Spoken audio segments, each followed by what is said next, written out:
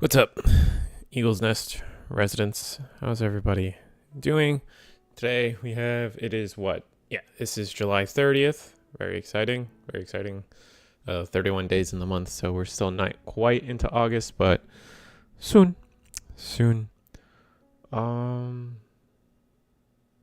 Yeah, Gundam today. Actually a bigger turnout than I thought it was going to be, just because Gen Con I thought would eat into a lot of our numbers, but no, a lot of people are excited to play. A lot of people are excited to just kind of be here. So that being said, it's just me today. No Eagle, no random guest. So yeah, we're just chilling. We're chilling out. It's gonna be me. Chat. I need to join next for Gundam. Yeah, maybe you should. It's a fun time. Got a lot of people tonight, actually, like a surprising amount of people. Let me see. Let me get the actual numbers for everybody in terms of how many people are tonight.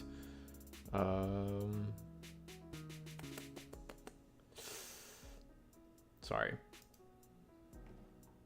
Let's see. We got how many registrations? 39 Jesus Christ. Is that right? No, that's right. I mean, not everybody's fully submitted yet. We still got, if you guys are out there watching the stream, Moonrose TCG, Miami Misplays, Big Rob, and Vinavi. A bunch of you guys are good to, you guys still got to get your list submitted. I don't know if you guys are paid in yet or whatever it is you got to do, but do what you got to do to get into tonight. 39 people. That's wild. I didn't know there'd be so much excitement for pre-Gen Con. Like, this is the Gen Con week. Like, Eagle is out because of Gen Con. So many of my normal Gundam contacts are gone for Gen Con. I'm just stretching. But no, it's exciting. We, if you guys watched this Sunday, we had the was it Sunday? Was it this weekend? It was this weekend. It was the triple winner box for EggmanEvents.com. That was a lot of fun. Check out the stream on his channel.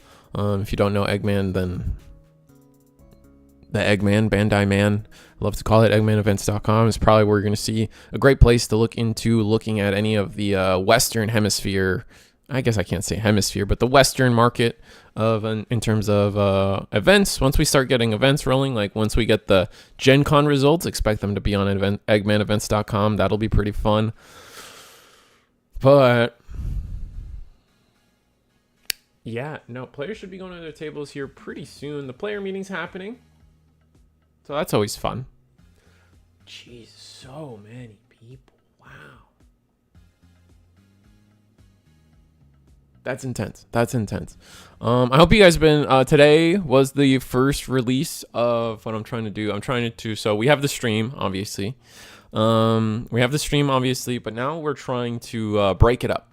And I'm going to post a video of every round, just because you guys know it's a stream, so we like bounce around after our feature match is done. But I'm trying to post a singular video for every round going forward. I got a bunch of them queued up for everybody, so should be fun. I hope you guys enjoy that. That being said, no, it's exciting. It's exciting to get Gundam going. I'm excited that there's excitement for it, especially since we've been here for a while. But yeah, no. Anything? I don't know. I don't know how to approach this. Usually. Digimon is definitely a game that I am so deeply invested in and so a part of that I can solo Digimon pretty well. But yep, I have so much practice. I have years and years of practice being able to just talk about Digi and interact with chat. Gundam, we'll see. Like, the Gundam card game's not even old enough for me to have years of experience. So, yeah. We'll see. I'm not nervous. I hope you guys find it entertaining. But yeah, no. Hopefully we get a good variety of decks tonight. Yeah, I mean, it's hard. Like, it's a set one, right? Like, even when I'm going through like cataloging for my round videos, I'm it's like becomes painfully obvious that I'm like, man, blue, like there's three colors, so you can only have there's only three color pairings. It's four colors, sorry. So 4 times 3 is 12, half it, so 6. There's only 6 color pairings. Yeah. Oh, with that limited pool, I feel like once we start bubbling out set 2, set 3, we get G Gundam in, we get some more what's announced for set 2? I think G Gundam was announced for set 2, and then they're actually going to support all the set 1 stuff again. That's going to be exciting. But no, there was a bunch of stuff. Let me see if I can find it. Like I saw someone showed me the picture of like all the stuff.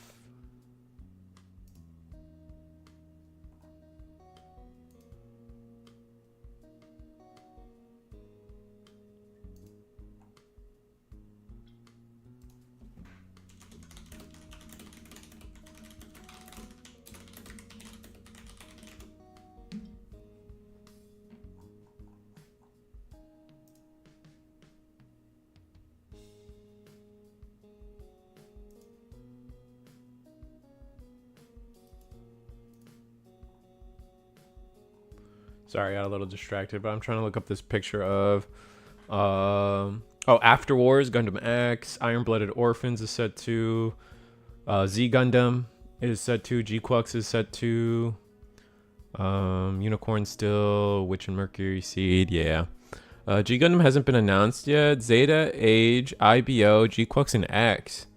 Oh, but this picture I have says G Gundam. And I think that's Shining Gundam in the picture. I don't know. This definitely says G Gundam.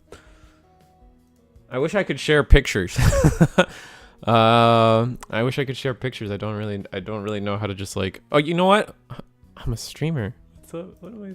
Oh, sorry. Like I'm getting way too distracted. Sorry. The tournament's probably starting. Oh dear. I will get that picture up, but there are more important things. Okay, players are still in the Players are still in the meeting. Let's see if I can get that picture for you guys.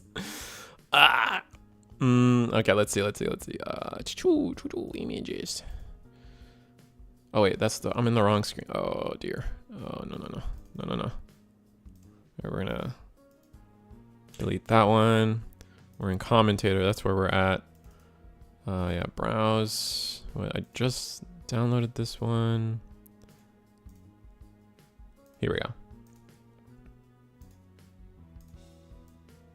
Oh, that is a big picture. Hold on. All right. You ready? Look at this. Transition. Right there. Okay, so. Can I zoom in? No. Okay, so what we're gonna do is we're just gonna do the thing that they probably don't recommend. But like, okay, so I zoomed in a lot. Is that not Shining Gundam? And then right below it, it says G Gundam. Am I dumb? Oh, someone lied to me then. All right, well, thanks you guys. I was excited, but. Oh, the Shining Gun. Oh, well, I'm dumb. Thanks for educating me. That's all I gotta say. I was so stoked because I was like, because I had the argument too. No, I was in your seat. I was like I was in a Discord chat, and I was like, they didn't announce G Gundam? What? Someone said, oh, G Gundam's coming. I'm like, I don't think that's true. And then they showed me that picture, and I don't read Japanese. So I saw the big G. That guy kind of looks like Shining Gundam. I'm like, bet. But all right, I'm wrong. That's fine. That's nothing new here. A lot of people would have been no, brother. Oh, 100%. All right, players are going to their table, so let me see if I can find a fun match for everybody to watch. All good. I wish it was G Gundam. I'd be stoked. Yeah. Now I appreciate you. I appreciate people keeping me in check because that's important, right? Like I'm not a single source of truth, right? So I appreciate when people are just like, nah, you're dumb. Keeps me humble. All right, but where should we go? I don't want to start with Levi. He's probably gonna do well. I want to start with something fun.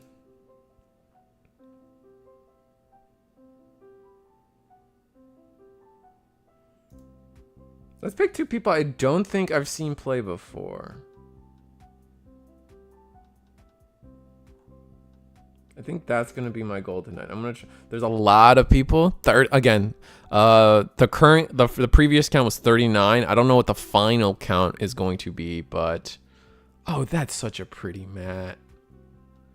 They might have issues with keeping their hand on screen, but that's a pretty fire playmat. Oh my god. You know what? Oh, you guys don't see it. I keep forgetting. My bad. All right, let's see. Let me get the gameplay on screen for everybody. I think we are going to just cover this. We're just gonna cover this table. Let's see what you guys decide. Here, I gotta get the actual cameras on screen. But other than that, I think we have seen the bottom player before, so a little unfortunate. Let's make it so the playmats butt heads, and by that I mean just flip them. Bam! There you guys go. But how's it? How many of you guys are like ready for Gen Con? How many of you guys are out there right now, or getting ready to fly out to Gen Con, or you guys know what I'm talking about, right? Like who's either going or almost in your hotel right now across the street, just jonesing to get in. So instead, you're here with me.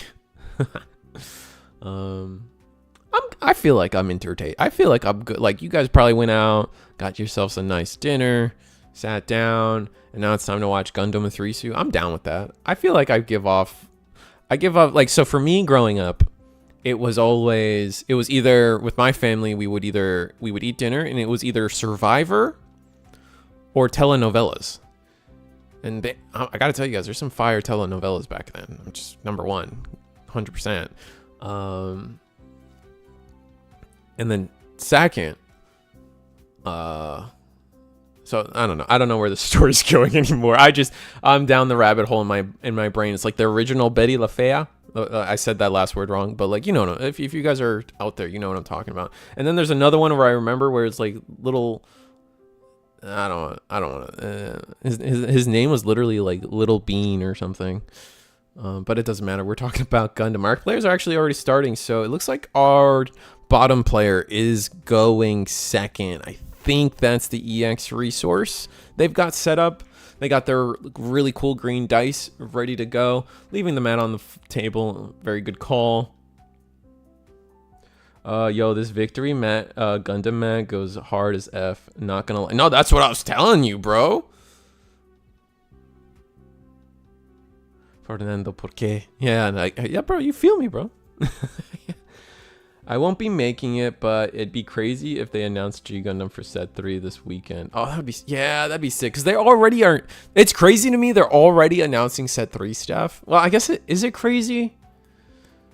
No, now that I think about it, like with Digimon, we know the next like 3 to 4 sets, like in terms of like an overall like set theme. So I guess it doesn't surprise me that we're already kind of talking about set 3. Never mind, I take that back. We know up to BT24 in Digimon right now. Yeah, we know up to 24, and then like, but you got to remember there's EX sets in there, right? So it's like we're on 22. We know 23, 24. We know 10. We know 11, and then we know we're getting a reprint set. So it's like something like that. I think I'm about right with that. Our players already going to use their, holy, someone ran out of ink. Jesus Christ. Just a reminder here at everyone, just a reminder everyone that this is, we do allow proxies here at Eagle's Nest. But homie definitely ran out of ink. My God. We do allow proxies here on the Eagle's Nest webcam tournament series. It just lets the game be inclusive and fun for everybody. You don't have to have the cards to play. We're not official, so we're not bound by the laws of Bandai. And, you know, it's just... I think it's great. I think it's definitely a unique... it definitely allows people to... There's two ways of mindsets I like to have about it. And it's, number one, people can play the cards without having to buy the cards. And, like, you know, it's inclusive in that way without being price capped. And then on top of that, I feel like it does create a strong competitive environment, because when you're showing up and everyone realistically can feasibly play, air quotes, their perfect version of their deck, the competitive integrity kind of goes up in a sense that, like, you know, you're playing the max power level of these players' decks. Now, you can argue, like, when I say air quotes perfect deck, I definitely mean, like, you know, the person who sat down and made the deck got to pick exactly the 50 cards they want to play. They're not missing a LR. They're not missing this. They're not missing that. They are playing the exact 50 they want to play. And I think that brings up the competitive viability of the decks. You know, I think that's fair. I think it's a fair statement. And we get, it looks like we are blue-white. We don't know what the other color is for our bottom player, but I'm going to take a shot and think that this blind card is white. He needs to turn his exposure down. Yeah. So we do get to play it. We link pair the Amuro Ray. Okay, fair enough. I still don't know what this card is, man. Oh, you know what? It's like, I think they just like wrote on the card. That's why. It's not a full picture. And then we trade in, whatever it was, it did trade into the Rezel. Yeah, because I see all the written words on it. So they tried to print, I guess. And then, all right, a real Rezel comes down. So we're on blue. I imagine this might just be a blue-white mirror.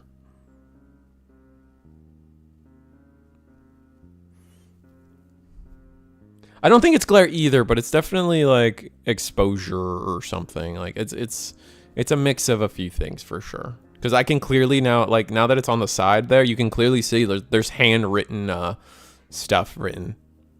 RX-78 comes down with the Amuro Ray. Oh wow, that's gonna be an easy swing into the Rezel. We're gonna take 4 damage on this hit, but we do get to repair half of it.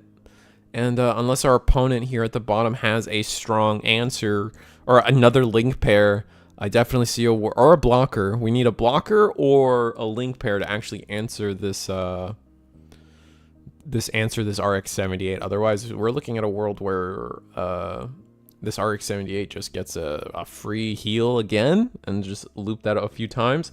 I think it's a paper over a resource to use as a proxy. That might be it. You know what? That might exactly be it, Chris.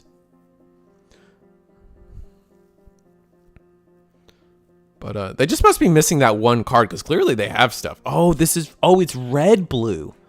Oh, so we're going to get the Kshatriya down. Do we have Marita? Wow, we do. Oh, this is full frontal, so no Marita. Gonna deal a damage. And then the vanilla Kshatriya comes down. Thanks to full frontal, I believe.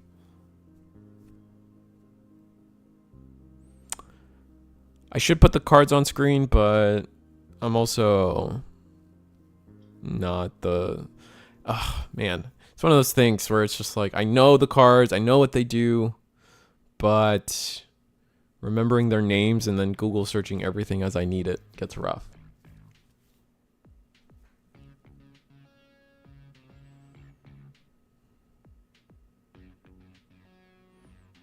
All right, so... And honestly, I was concerned at first by this top player's webcam angle, but they are doing a splendid, absolutely splendid job keeping their hand on the screen at all times. I think if we ever had like if there was ever a world where like, you know, if we ever needed a tutorial video on like excellent like webcam procedure and behavior, like the top player here is like would be in one of those examples, like be wary of this guy, but then like ends up being an example of like premiere etiquette. You know what I'm saying? It's actually really good. I'm actually impressed. So we don't even bother attacking with the RX-78 here. We don't want to offer it. We don't want to offer it into this Kshatriya, either of the Kshatriyas. Well, it'd probably be the full frontal one that would take go for the swing. Gonna play, I think this is Show Resolve, one of the new arts. So draw 2, very, very clean way to draw the 2, very nice. And I didn't mention, but our top player did play an Ale Strike in that little rant. But that was all they really did on that turn, other than pass. So a little taking it back a little slower. I still feel with the blocker. Let me think. With the blocker, knowing that we were going to end our turn on an Ale Strike, I still feel like we should have attacked with this RX-78. Clear the EX base. Rezel comes down for 2. And that's our whole turn. So Show of Resolve, Rezel, attack into the shield area. All right, Kshatriya goes next. We block this for sure, right? With Ale? Yeah, there's no way you don't block this with Ale. Yeah, you have to it actually is, you have to represent the damage on the card, not the current health. I know things can get kind of up for interpretation in some games, but no, it is very much when you put dice on a card, it is the damage you are representing, not its current HP.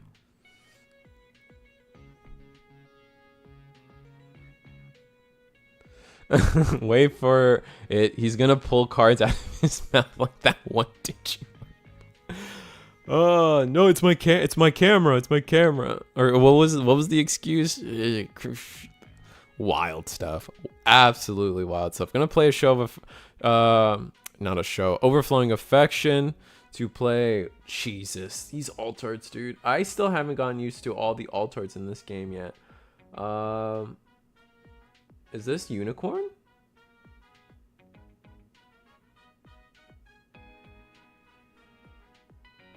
No, right? No, it is Unicorn. Oh, this is normal Unicorn. This is Unicorn. Unicorn mode. Destroy. We get to pick up the Benager pilot.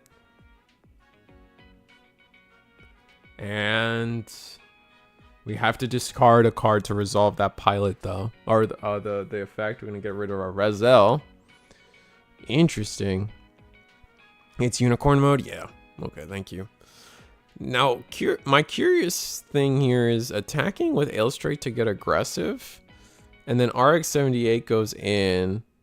It's a Justice Gundam. I think that's Justice.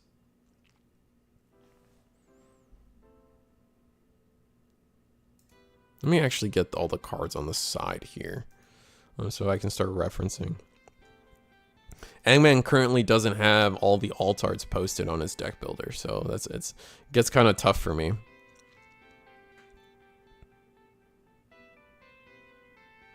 Here to be a lurking to support the stream because I still have no idea how to play this game. That's fair, Elkins. I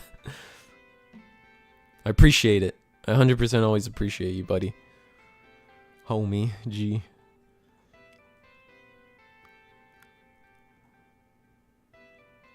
Aegis Gundam. Oh, that might be Aegis Gundam, yeah.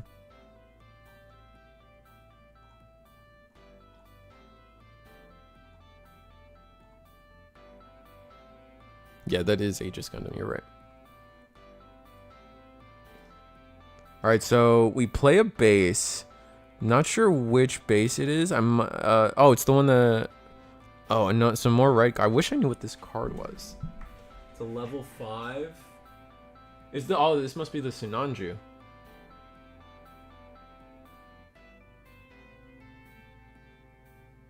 Kshatriya comes down. Or is it another Kshatriya?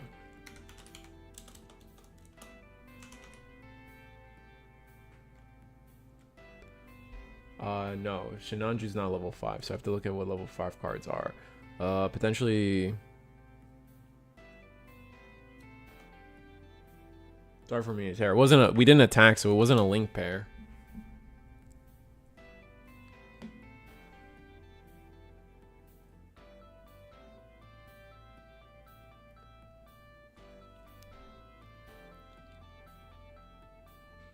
It's a level 4. It's a level 5 4 cost. So let me see if I can.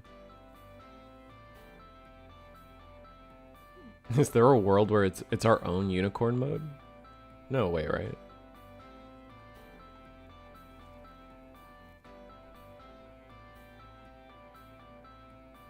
Oh, maybe it's just another Kshatriya?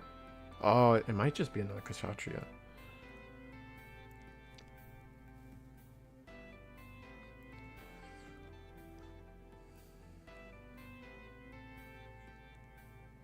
And we play our own perfect strike.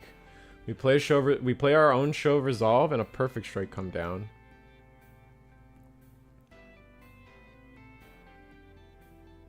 That was our full turn to do that. This is where blue-white has to kind of start making its pivot into. This is where blue-white has to start making its pivot and then into starting to build that wall. Vanilla Kshatriya comes into the. We are gonna block it, but with that 1 damage, it becomes a trade.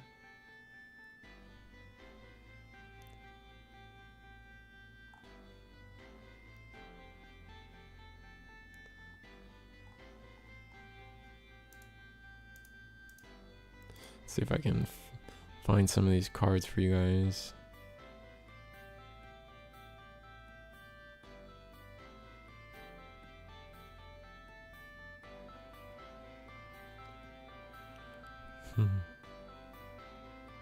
Oh, this is the guards type, Garazulu. All right, so is that destroy mode? Yeah, it was another Banazher, another destroy mode. Just to clear the next Kshatriya.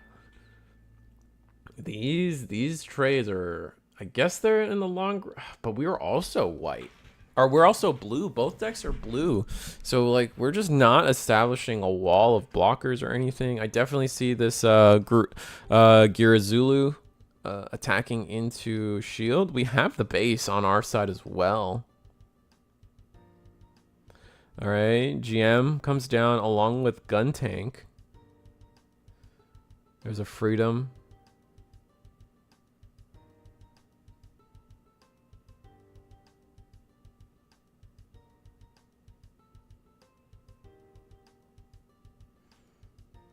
All right.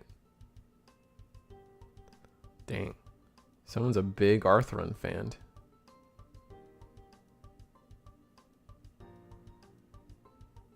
All those resources look so sick.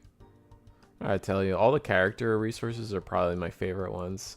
Like the Gundam ones from the set are really cool, but man, do I just love the character ones. I think it's just cooler to have the characters. All right, Ale Strike, white base. Do I have our full turn mapped out?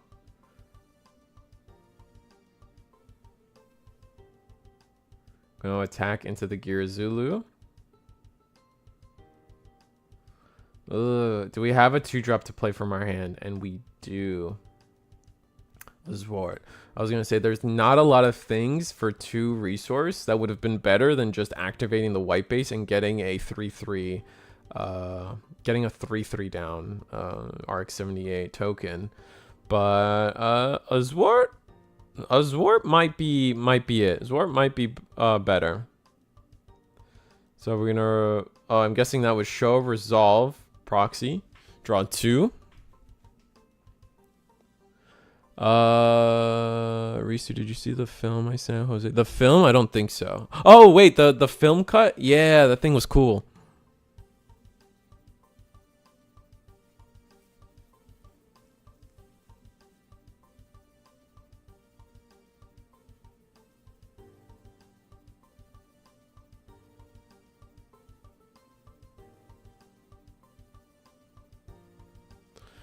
All right, we got another. Looks like we're playing some weaker stuff here on this turn. Only gun show of resolve. Another GM. The GM we just played that got bounced into another blue unit. This guy's pretty cool. I like this guy. I never remember his name, but he also is able to do ping damage. So that's why blue-red. This is the Anksha. That's what it is. Anksha deploy. Deal 1 damage to arrested unit. So it's a little awkward, but it definitely gets the job done, I'd say, right? Here, let's see if I can get. Let me actually start getting the cards on screen. That might be helpful for people. Not that I feel like I never have either the cards. The cards never feel big enough on screen for me, but. Razel into an Amuro to rest what? The GM? Okay, so we're gonna attack. And then rest 2, another Zwart. Rest 2, we're going to white base. And we definitely are starting to pivot and run away with this game from our white blue player. Red blue still has a chance, but man, the white portion is just this is where the white portion of the deck gets so strong. We just don't have board presence. And it's going to be tough to maintain it going forward. Angsha can kind of attack it to whatever we want. We can attack into the Zwart. I wouldn't be against attacking into the base just to get some damage on base, but it's also kind of bad. What do we got? We got a lot of resources. Hold on. We have the full 10, I believe. Yeah, we do have access to our full 10 resources. Rest 1. What is it going to be? It's going to be a base. So we're going to do another damage to ourselves to get a base going. Deciding that that is our best play. Ugh. Painful. Which base is this? Let's see if I can find it. Oh, this is the mining asteroid. 6 health base. The fact that people are starting to favor 6 health bases is crazy. They're just vanillas, but then that extra health, man. Very interesting.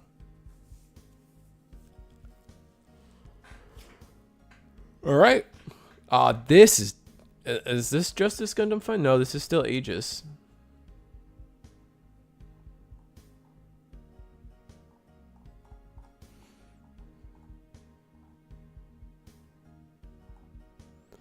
So another Aegis comes down.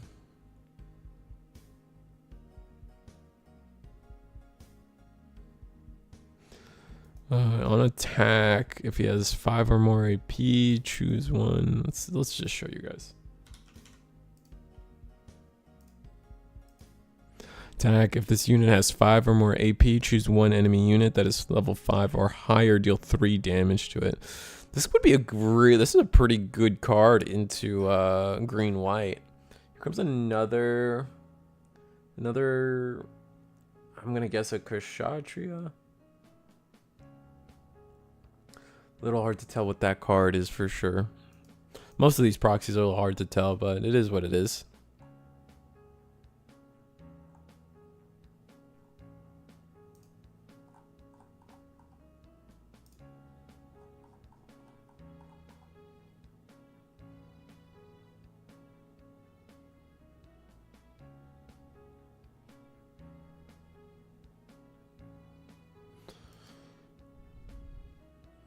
All right, so it's a level 3/2. I can't quite tell it. It's a level 3/2 drop, so could be a few things. Oh, an Amuro Ray comes down again. We're just finding all our pilots this game and getting uses out of them. It's kind of nuts. Gonna get 2 damage on our Zwart, but it does trade.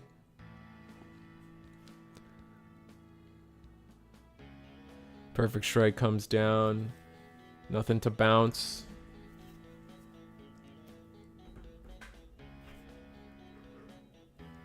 Oh, and we're just going to we're just going to pass. We're not gonna attack with Zwart. We're not gonna not with Ailstrike. Interesting play here. Now we have, if we have a pilot to pair with the Aegis Gundam. Wait, I don't think anything's level 5 or higher though, right? It's just the, maybe Ailstrike's level 5. I have the card right here. I'm just gonna. Oh yeah, Ailstrike is level 5. So if we get a pilot, we just instantly, won't instantly clear the Ailstrike, but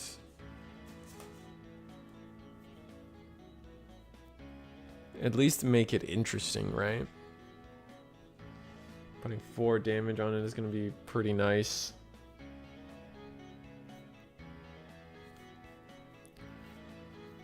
All right, what can we do? Oh my god. Another Amuro Ray. Rest the Perfect Strike. Perfect Strike is also level 5.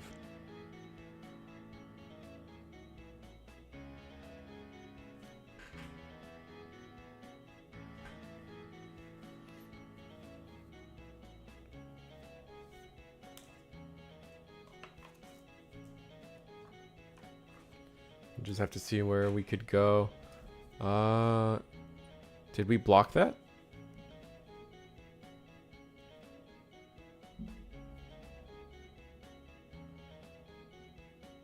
Yeah, I was gonna say, okay, yeah, we did 1 damage. It had 1 damage, and then we did 3 to it just now.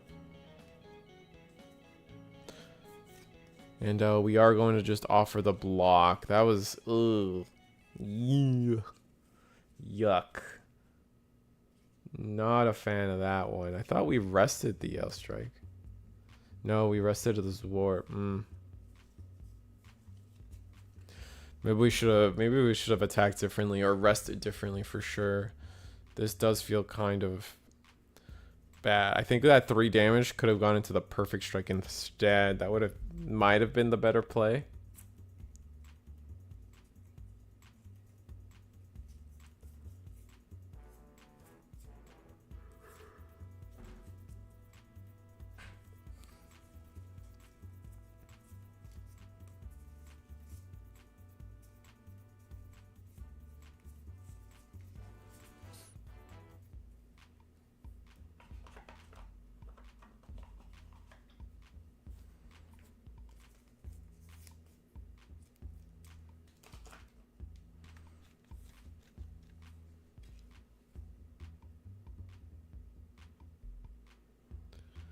Alright, but we are gonna, the Angsha will attack into the Perfect Strike. Another trade though. All this effort just to trade. Not really gaining any advantages. It's just kind of rough. Blue-white here is just gonna be able to just turn the card sideways and go.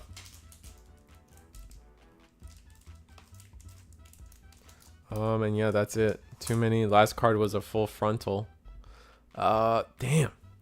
That was really rough. It was really interesting deck from red blue, but just couldn't outvalue the white blocker side. Like I think just things just are, a lot of trades just weren't really I don't even know how to make a read on that game. I felt like the red just never really got what it wanted done, and so we were taking these big trades, but like we were just going even back and forth over again. Let's see if I got another table for you guys.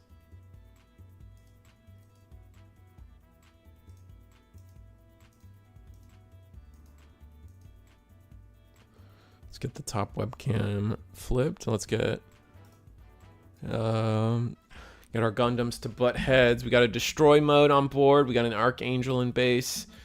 Was that an EX base? No.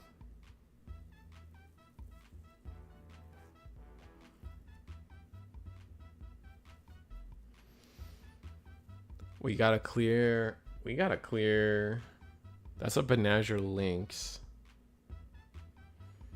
Perfect Strike into what? Perfect Strike. Not awful.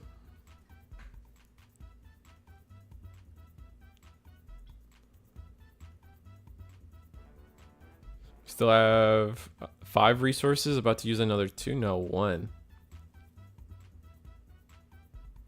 1, 2. Oh, white base comes down. Is white blue just good because of the draw cards, or is there more to it? Blue, I would say, well, I think fundamentally the way to look at the discussion is, I think blue is fundamentally good because of the draw. They have some good, well-statted units. RX-78 is a great card. Amuro Ray, probably one of the best pilots in the game. Amuro Ray, along with the Benager, Unicorn, Top End is also, none of those cards are bad. But being able to use Show of Resolve is probably the biggest boon, I would say. So to follow that, white is good because we just have white has so many blockers. They also have a little bit of that draw discard package, which just combos with the draw from blue so well. And so from there, you have these situations where, yeah, the blocker. It's honestly the blockers. Blockers are just so disgusting. In white, all of them are good in a different form. Like, you have a different blocker for different situations, and it is menacing.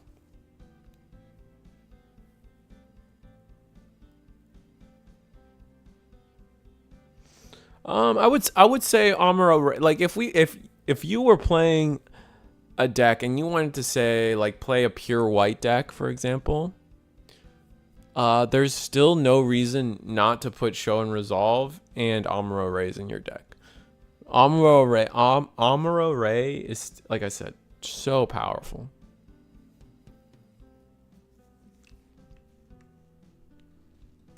There's other cards that are okay, right? You see a lot of them use GM. You see a lot of people use... you see Razzle a lot. Razzle's a really well-statted vanilla, but fun. Ooh, someone's playing using the Star Wars tokens. That's fun.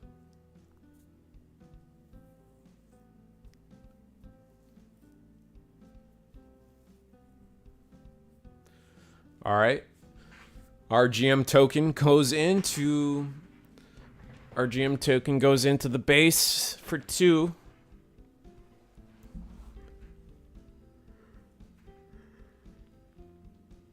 And we're forced to pass.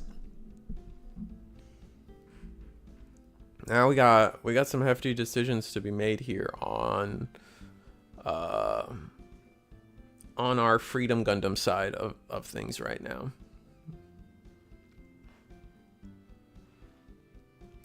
Freedom Gundam can... I mean, we have our full 10 resources, right? So there's a world where at linking another white blocker, start manacing some damage could be good. Ooh, no shot, Freedom. Oh, God, that's gross. So now we have 2 triggers of this Freedom Gundam. I don't even know where all this goes. You just spread it out, right? You give some to the Unicorn, give one to the Perfect Strike. I think like 2, like, so 1 to Unicorn, 1 to Perfect, and then this Freedom Gundam attacks into the Unicorn, and then minus another 2. That would leave what, the Unicorn at 1 damage or 1 AP, and then from there, the Perfect Strike is still at only a 2, so blocking is awkward.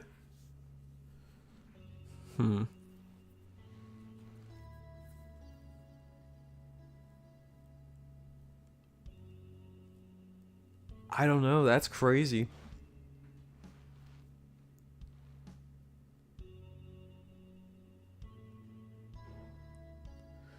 And then on top of that, I don't even know if you're the unicorn Gundam side of things. Like, where do you go with all this?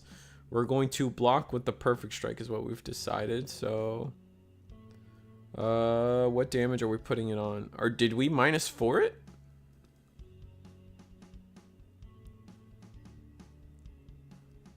Oh, so we must have -4'd the perfect strike.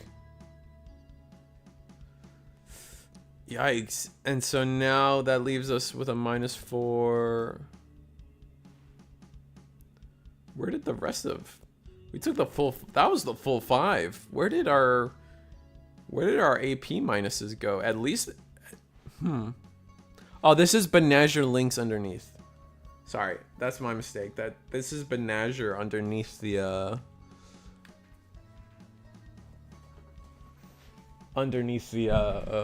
the middle freedom with 5 damage. So it must be both freedom Gundams went on to the perfect strike, and then when the first perfect strike attacked, not perfect strike, freedom Gundam attacked, we did the -2 on the unicorn,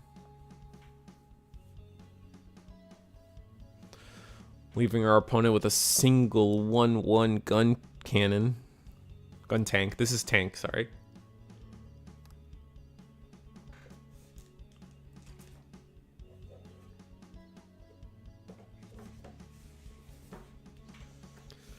All right, rest 2 for a gun cannon.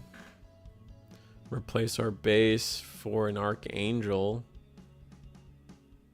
Draw a card. Hopefully that's the card we're looking for.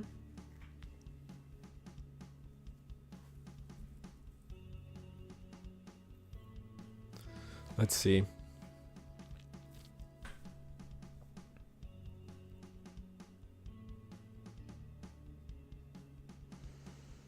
Still have, what, we used 3 resources, so that's 7 left. That's still a lot we can do.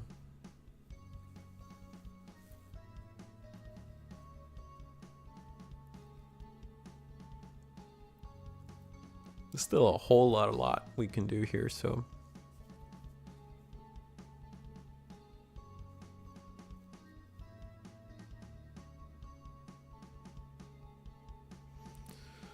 looks like we rested at least 2 or 3. Oh, this is Amuro Ray.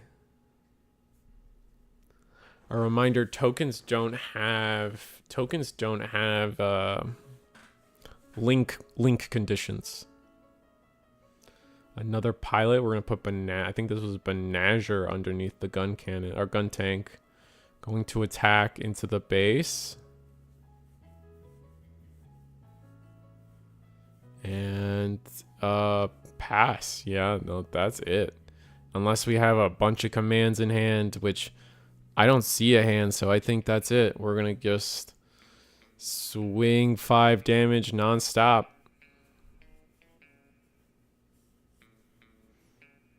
All right. Swing our 1/1. It's a Lifrith, and that's gonna be the end here. Freedom Strike, our Freedom Gundam 4 game. Wow.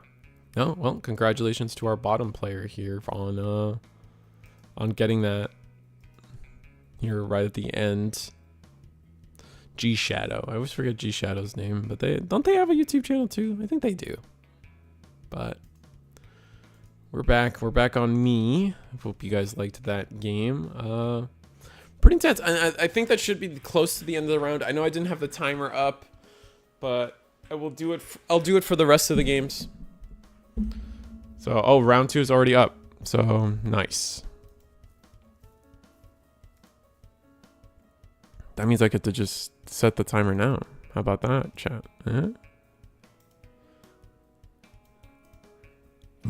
Excuse me, sorry.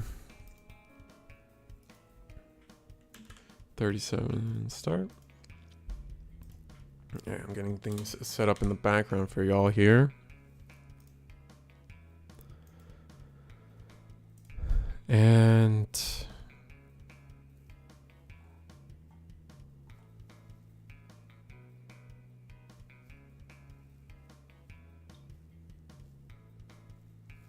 Becker is here. Space. My cat's upset.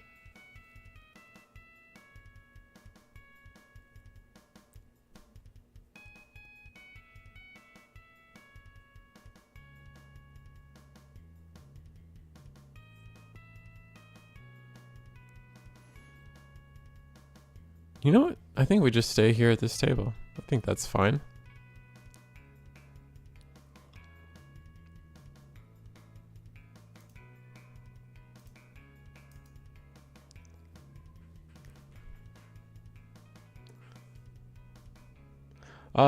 Oh, I didn't think you could give tokens pilots. Yeah, you can give tokens pilots. Tokens don't have link conditions is the key. Yeah. But I'm just gonna take you guys to round 2. No break needed, right? Here you guys go. This is I'll cover up the card, but yeah. Oh, the timer's not showing. Oh, that's annoying. There you guys go. Looks like I don't know which player gets the I don't know which player is going second yet. Oh, it looks like it is our bottom player going second. EX resource coming down for them. And no player mulliganing here, so both players liking their hands. And how do you guys feel about... Okay, so let's talk about... I don't know what other card games everyone in chat comes from. You guys can tell me. But with my... I have a Magic the Gathering background. So this feels normal. However... I know a lot of you guys out there come from, I guess some of you come from a Yu-Gi-Oh background as well, but recently, like we've been recently in like, you know, a lot of leader games, right? You don't know instantly what your opponent is playing deck-wise, right? Archetype-wise. Here, we're revealing the white, did we just off-rip? Yeah, that's funny. We just off-rip Overflowing Affection into Justice Gundam. So that's double white, I believe. Or is that... No, it's double white. Yeah. I'm right. Oh, so we're revealing that. So now we have already revealed we're red-white here, right? And now we don't know what our opponent's on. We just see those wards. So they're on blue or they're on white, but they could be white-green. They could be white-blue. Still only revealing the white. So we still don't know what we're looking at in terms of what we got to play around. Do we have to worry about a potential bird mode ramp? Do we have to worry about, what's it called? Wing Zero or any of the blue package? If we play too slow, what if we lose the resource game if they're blue? We're white. We will run out of cards eventually. We do get the red base down the Valus. Not sure how to fully say that properly. But it is just the red base is the Vasalius.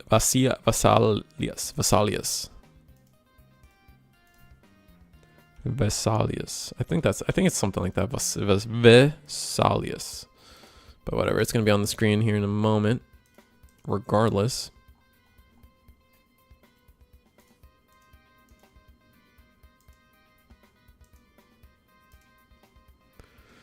Non-leader, best of one feels bad, to be honest. That's fair.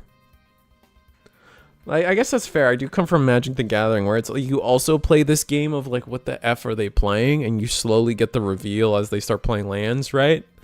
But Magic is also a best of 3. Zwart's going in. Get the trade.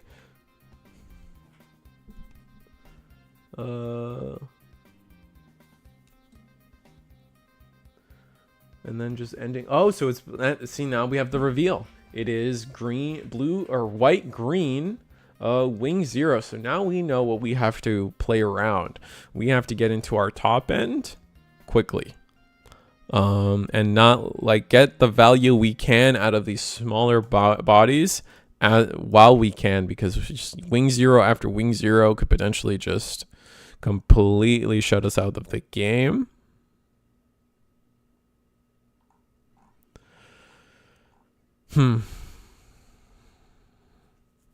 Okay, second dog. Are we just playing dog deck? That'd be funny. Lagao. Lagoe. I think it's Lagao. Gawe. Lagao.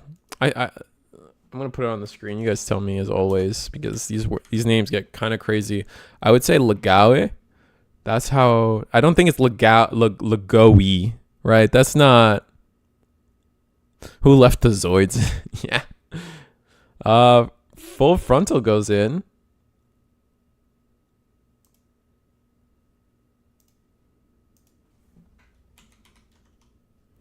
Yeah, I don't think that's. Wait, how did we attack with the Lagao? Can it attack if you...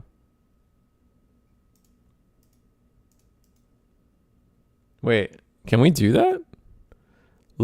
Go. Lagah. Go. Like Van Gogh. So go.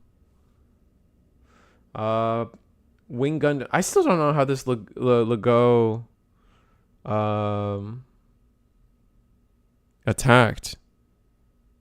It's go based on the JP pronunciation. Thank you. Is full frontal a Zaft pilot though? Wait, was it not new? Was it not full frontal?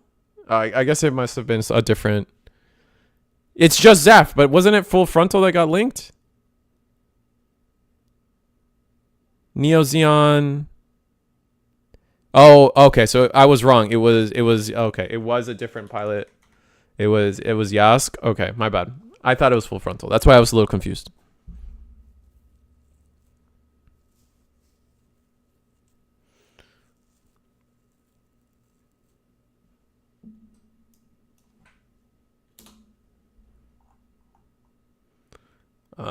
Here comes a base. It's a white base. Not literally a white base, but the color white. Well, definitely one of the ones we see less regularly.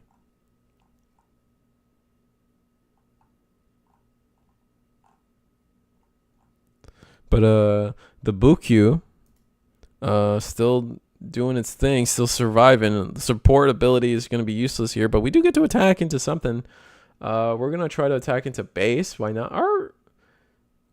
I shouldn't say that while dogs are on the board, but yeah, gonna get over the bird mode there. Isaac. Oh, okay. Isaac.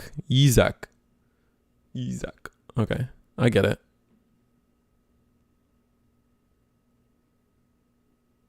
Link condition is just Zaft pilot. Okay. Honestly, all these robot names are so funny to me. Like, I think there's one robot actually called Gooner or something.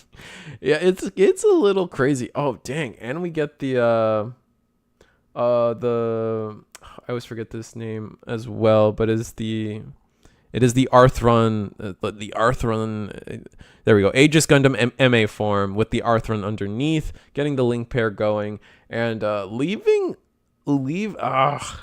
I don't know how I feel about leaving this Wing Gundam on board, especially with Breach 5. Your base just doesn't exist.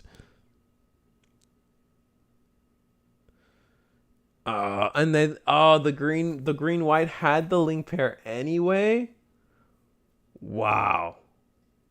All right, another burst, a Yizak to hand. So oh man, I think it might be over. We'll have to see if we can get our white package to start doing some work for us.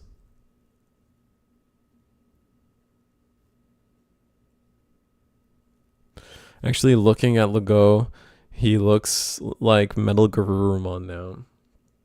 He kind of does. Or like a Takamikazuchi.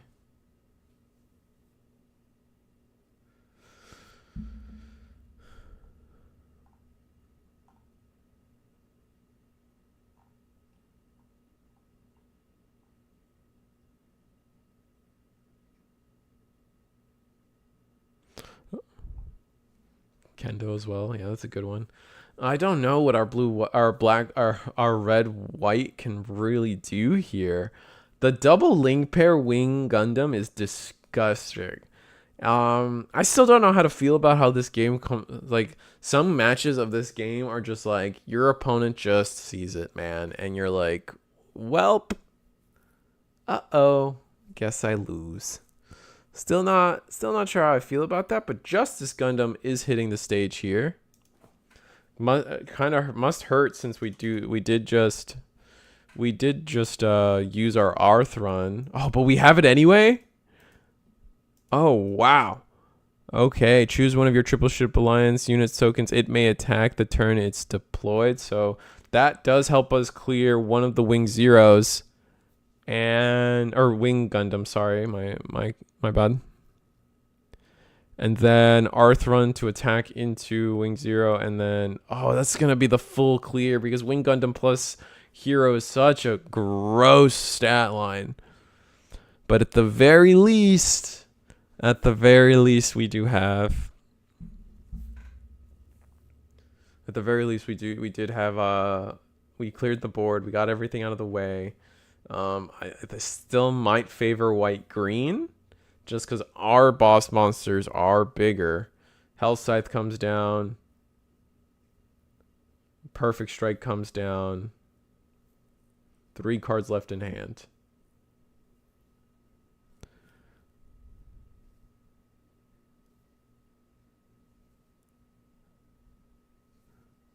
Oh, right, because you had to attack and then... Oh, I see what you're saying. Yeah. Yeah, so that's a miss sequence from the red-white player. Technically the same thing happens, so no big deal. Nothing really crazy, but you're right. It is during the attack that Justice Gundam does that. They need to switch the order of that going forward for sure. I'll try to keep out for that next time. I'm hoping set 2 rounds out a lot of factions and archetypes. It sounds like that's what they're trying to do. They still haven't shown us that we're going to get Justice or Destiny Gundam, which would be awesome for me. I would love a Destiny Gundam. But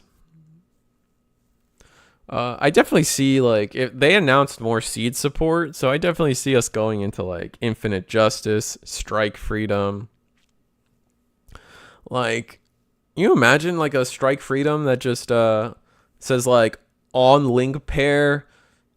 summon like make it like a level 10 or something crazy and just say on link pair deploy 5 1/1 fin funnels. I forget what they're called. Fin funnels. That'd be so funny.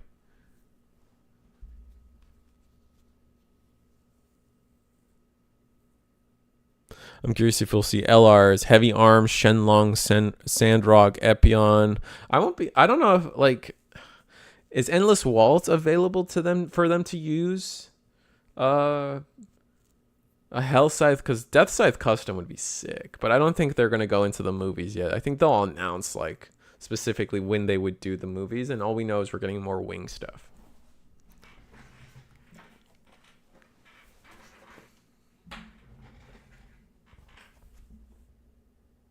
All right, dual Gundam comes down.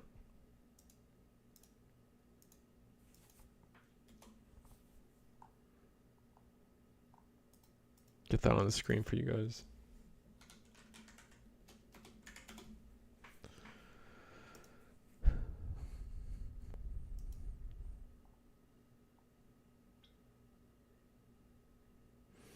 I can only imagine all the money people are going to spend on Endless Waltz Wing Gundam, man. Yeah. Endless Waltz Wing Gundam. That's going to be such a pretty card. Like the cards, the LRs we have already, and the norm uncommons, commons. The art they use in this game is already so good. I can't imagine how clean a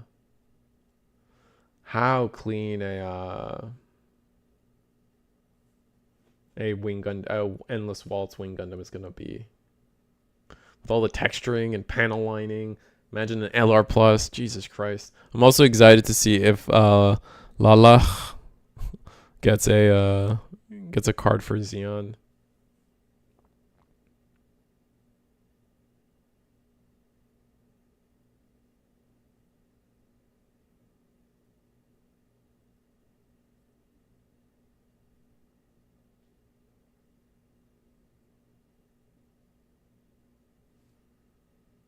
Every feather has a different texture. Oh, that'd be insane.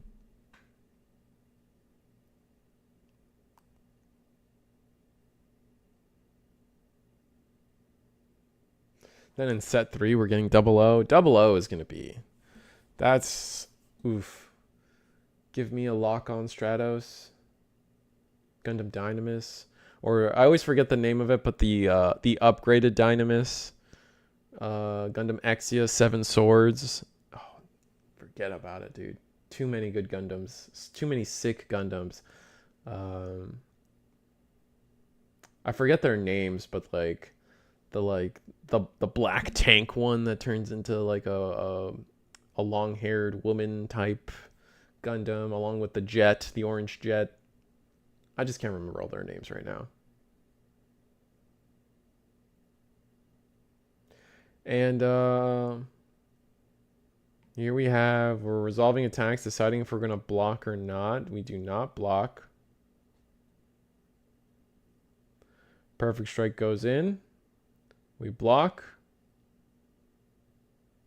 And that's going to be game. We just had too many attacks. That's unfortunate. Couldn't establish our blockers. Got overrun with pilots in our hand. Definitely looked like they were in a pretty heavy pilot scenario from our red-white. But red-white definitely showing off like they could do some stuff. Like there was definitely a world where they won this game instead. It just a couple different. Maybe it was just tempo. They went second, so they just didn't have like the aggression tempo on their side ever. But let's see. Let's go to a different game. Catch you guys there. Let me get table. Yeah, let's do table 4. Salty Goose versus Toshi. Awesome. 2 One Piece enjoyers. A lot of people not converting. And I don't think it's fair to say converting. A lot of people branching out into... A lot of One Piece players branching out into Gundam as well. Char's Gelgood just got paired with Char Ansible. Looks like it's a blue deck so far on the Chopper playmat side of things, but I imagine it's going to be blue-white with actually blue-red, right? Because Anksha, for the most part, is seen in blue-red. But with 2 cards in hand... Oh, both players with 2 cards in hand, and our Chopper playmat is just ahead on board. There's no reason. Yeah, send these 2 sideways.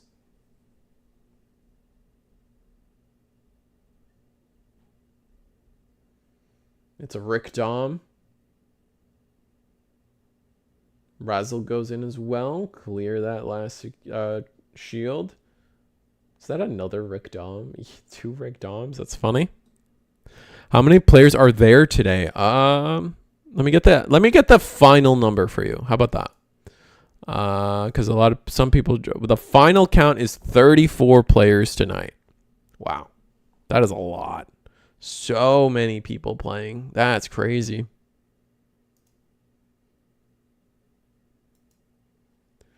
And did we just? Oh, we had the Kshatriya Link pair to go for game that turn. Yeah, that's rough. That's what a perfect 2 cards. That was 2 cards. Oh wow, that top deck. What a wonderful top deck. And our blue-green here kind of showing off that they just could not find their there wasn't a world where they could find their show of resolves, unfortunately. And looks like there was 1 in shield for our red-blue here. Wow. Cool. Red-blue is definitely one of the decks that I hope does starts performing better, just because I'm a big fan of the Merida Cruise stuff. Just being like, just the idea that like, and Arthron has this as well, where those pilots kind of push you into a color pair, right? Arthron kind of pushes you into red-white. Marita kind of pushes you to red-blue. I kind of like both of those. See if I can get another game for you guys. We're just going to be jumping down the tables at this point, though. So, not really trying too hard to get...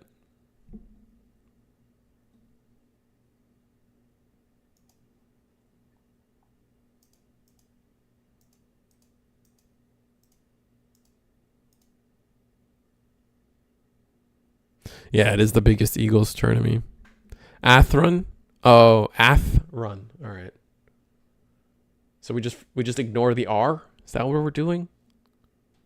Or wait. Oh, the letter. I'm just dumb. I think the letters are just the wrong way.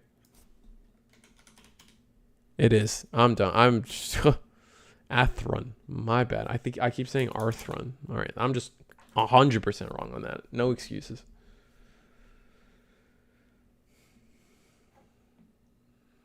I was like, lost connection for a second. You guys tell me if there's any hiccups for you guys.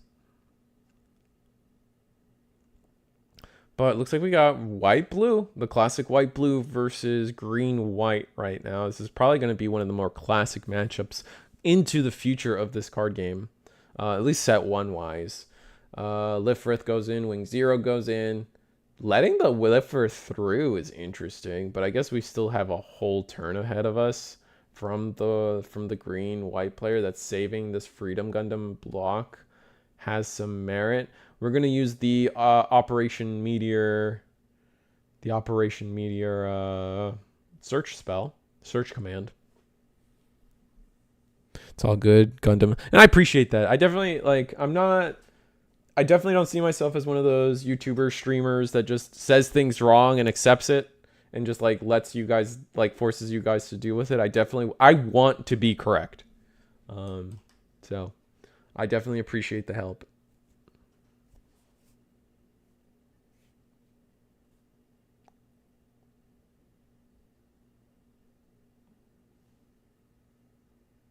What's up, Risu in chat? I'm in enemy territory. I'm spying for Digimon players. We're going to get the duo from this search. And Wing Zero comes down, eliminating our Lifrith, but also getting the Razel down.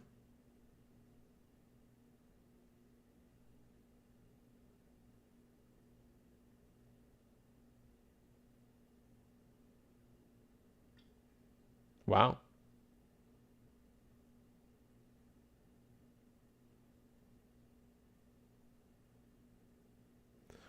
That's interesting. I don't know if that was worth it in the sense that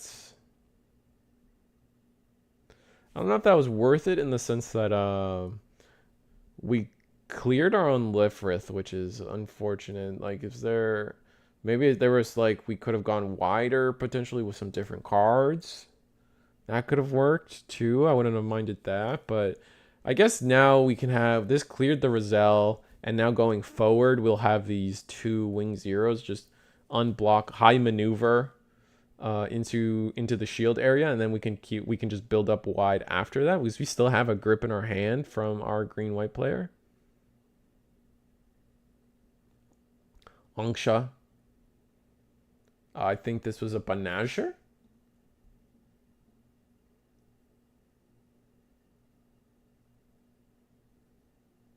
I believe that was Banager that just got paired with the Freedom Gundam. Freedom Gundam going to swing into... How much damage is left over on this? Yeah, it's 5 minus 2. Makes sense. If we top deck a Health Scythe, yikes. Well, we might not even have to top deck it. We were just waiting for a better time to play it so we could get that first strike. Oh, rip. No, yeah, rest 2, rest 3. Perfect perfect usage of our resources here. Full resources used in this late game is pretty powerful. All right, gonna start the turn off by playing the Desert Base. Draw a card. And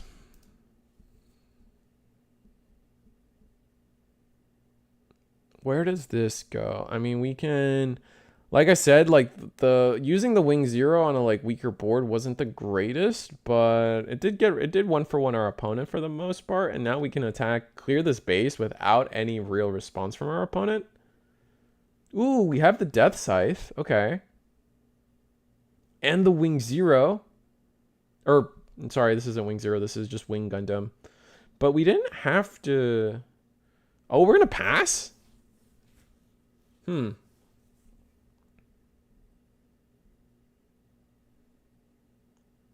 try to go for game all at once, potentially, I guess. We know we have the duo.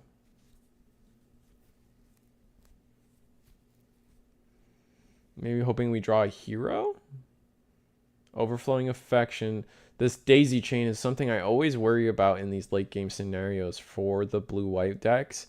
Like, realistically speaking, resolving show of resolve, resolving overflowing affections. This is half the player's turn now. So if I'm the blue-white player, I'm getting more comfortable in my chair as I'm watching this turn play out. Now I know that they could maybe play a strike, play a freedom.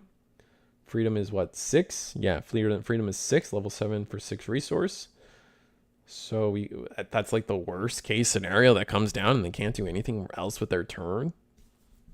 From here, there's also a world where like they, okay, strike to bounce the Hell Scythe. I don't know if I agree with that. You know they have the duo, but they have to bounce the Hell Scythe, I believe. Ugh.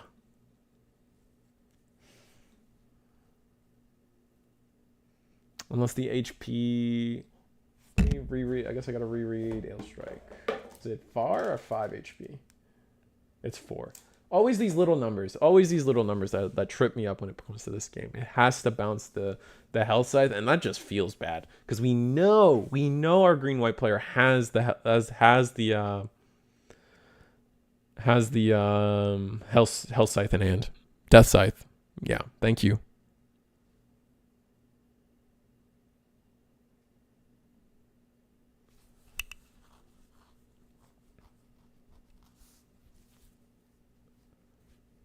And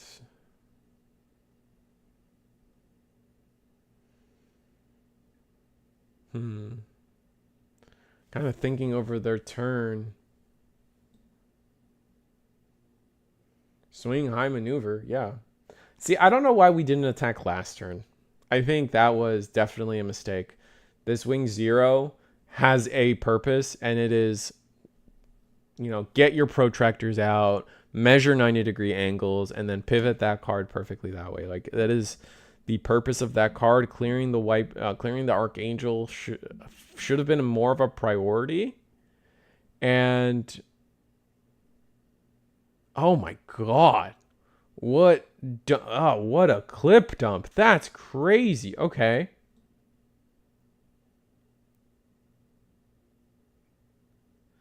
Triple Death Scythe turn. That is wild. We get another Archangel, which again is something that probably could have been cleared had we just attacked with this wing zero. So now they get access to it this turn, which is not great. Now potentially see some attacks go in our favor. We'll see. We know the green-white player has the duo in hand. We fully used our turn. Maybe it would have been worth it using the duo. See, my key issue is if we had turned the wing zero sideways last turn, there's reason to believe our opponent would have attacked into us and then left it sideways for our Hell Scythe to really pop off. And now we have double Freedom Gundam. It's not a link pair, I believe. It is another Benager underneath, but it is going to trigger Freedom Gundam's -2s. So now we have 2 -2s. All right. Yeah. Perfect. Ale Strike goes in. This is going to be -6 on wing zero. No damage taken. Angsha. Angsha will take 2 damage because some of the, oh, take 1 damage, my mistake. Maybe it was even worth putting the duo, maybe putting the pilot under, the duo under the wing 0. Curious.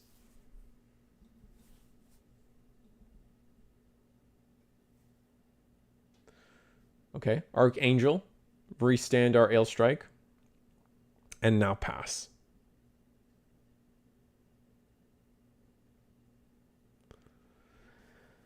If you're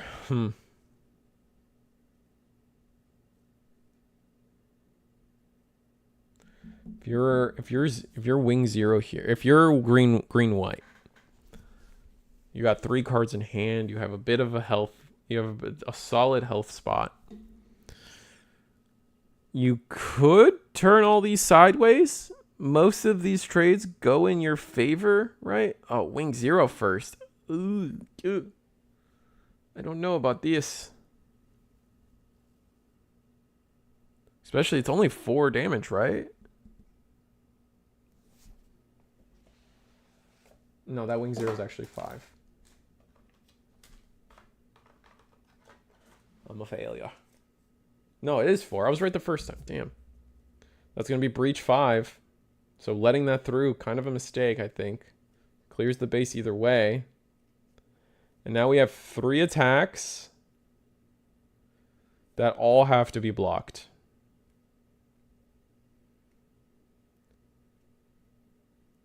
Okay, so now our lowest level health. Oh. Health Scythe, or Death Scythe, sorry, it's Death Scythe. I don't know where I keep getting Health Scythe from.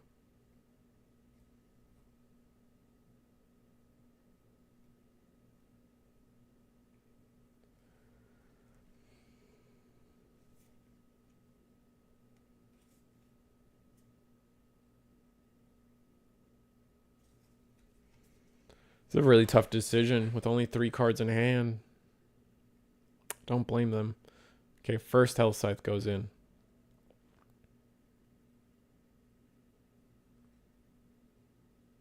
Gonna block with the Healthy Freedom.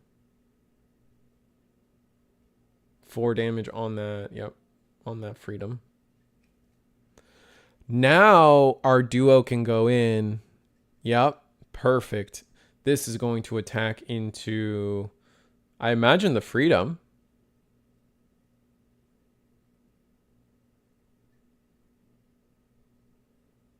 Maybe not the Freedom.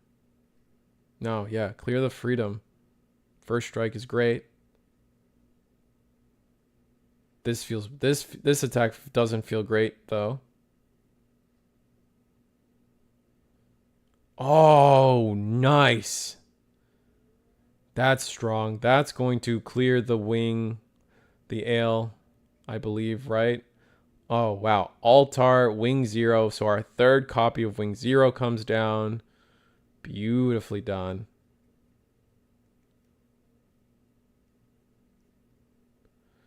And that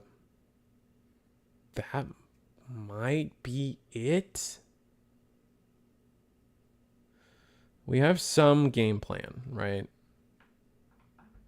Where it's not out of the woods. I mean, we got 10 resources, a lot. And last turn, we spent a lot of our turn, I believe. Was it last? No, it was the turn before we spent all the time drawing. So we definitely, blue-white definitely dump clipped last turn. And now their board's just answered. So, all right, Freedom to attack into the wing.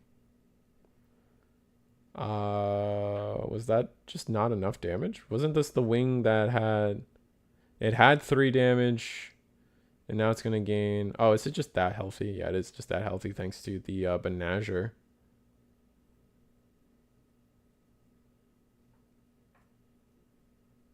Fair enough. 1 HP left on that Freedom Gundam.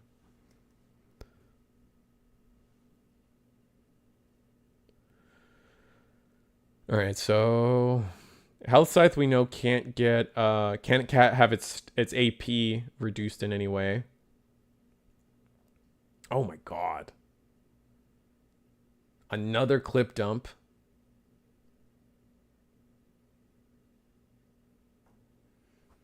So all these blockers coming down, that's oppressive.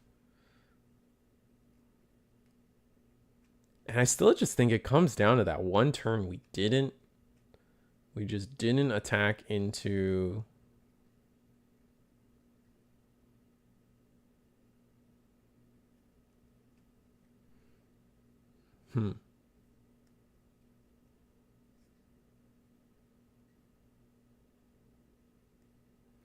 There's just that one turn we didn't attack into the base, kind of biting us in the butt for Wing Zero, I feel. Definitely the Wing Zero could have gotten that original Wing Zero. There was a world where like we just could have gotten more attack, an extra attack, and that extra attack here definitely coming up. Oh, pilot to hand. Yikes. Health Scythe goes in. Probably block with the Zwoat. Just makes sense that Zwoat can't attack into base. And we pass with 2 cards in hand. Oh no, that meant... All right. That kind of reads to me like we just got pilots in our hand.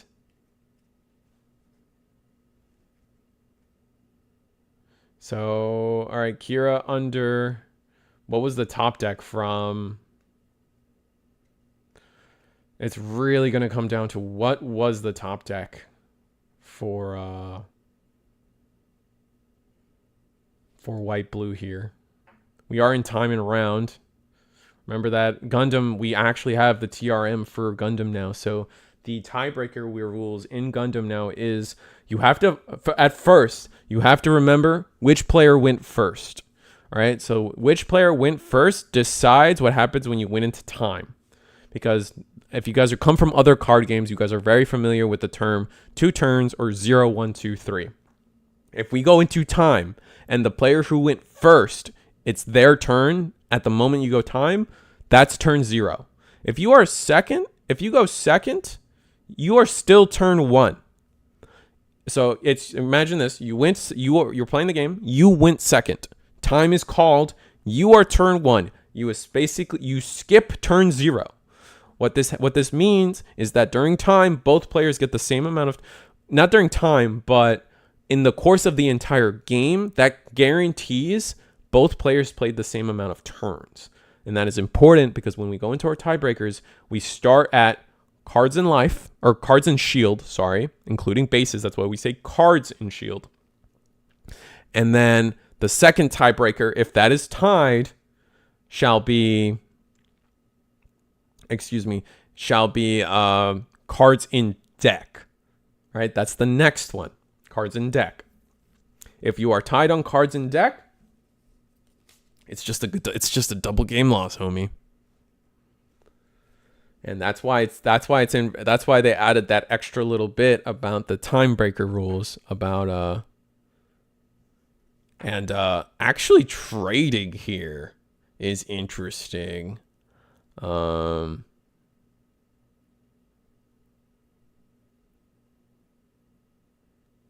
That's really curious to me that we're trading.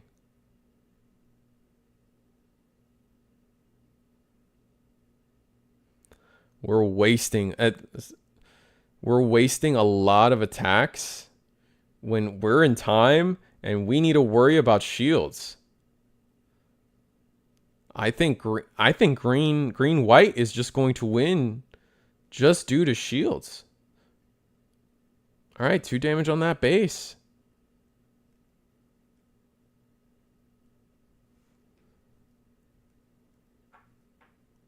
He didn't want the high. Yeah, no, I agree. Yeah, it's definitely a unfortunate scenario. Clearing our own base? Do we have the pilot? If we just have the pilot, never mind, but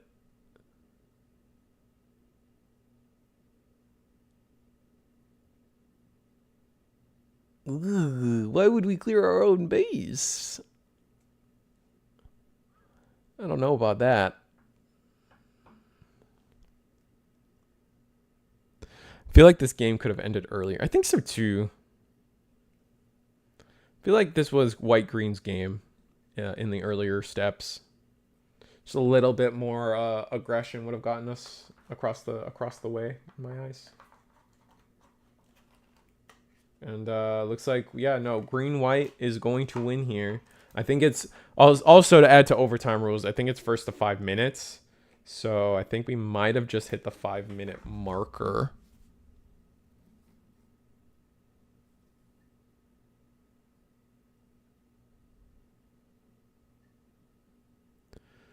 Trade Freedom into Death Scythe and had more units to play to try to aggro life.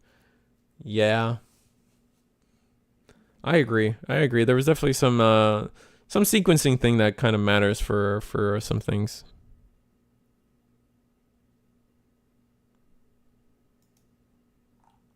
But that is going to be the end here for round 2. So if you guys know, if you guys have all 90 of you guys, Jesus Christ, a lot of people tonight, a lot of people playing and a lot of people watching. Holy moly. If you guys are first time watching, we got some slides to show off. Just this slide, honestly. We don't really have a lot of sellouts to talk about when it comes to the Gundam card game yet. So if you guys know of other weekly webcam tournaments, let me know. Other things that I should, let the community know about. Let me know, because I'm a big fan. I'll even show you. I'm a big fan of selling out. This is my personal sellout. This is our weekly webcam schedule for Digimon. This is Digimon merch. I'm trying to do a Riftbound thing eventually. This is another Digimon event. These are a couple Gundam events, but these are already past. So if you guys are new here, this is a weekly webcam show every Wednesday, 8 p.m. Join the Discord. Links in the description below. This is a Gundam card game tournament series that we've been running for 3-4 months now. 3-4 months. So it's gonna be it's a blast of time. It's a fun time, and I hope you guys continue to join us. I more than anything, I hope we inspire people to play, because that's the most important thing at the end of the day, is to get people playing. We do allow proxies. We do allow people from Latin America, Europe, and just around the world. We don't care. It's a global card game. It really doesn't matter. So if you guys want to play, Eagle works with you in terms of getting shipping figured out and everything like that. So, have fun with it, man. Like, I don't know what else to say. Come out, play the game, have some fun. That's all I really can say. But that being said, round 3 should be soon. Yeah, let's see if our pairings where our pairings went here.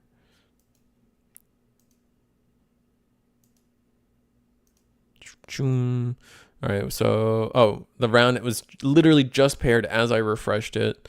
Levi's still doing good. We got Red Riot versus Domo. Ooh, maybe we covered them. Levi 3000 and Hue Corrives. There's some crazy names, but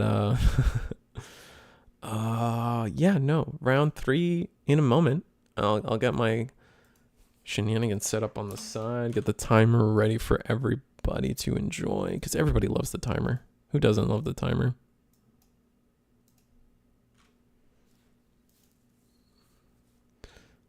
Rapid fire sell. Yeah, exactly.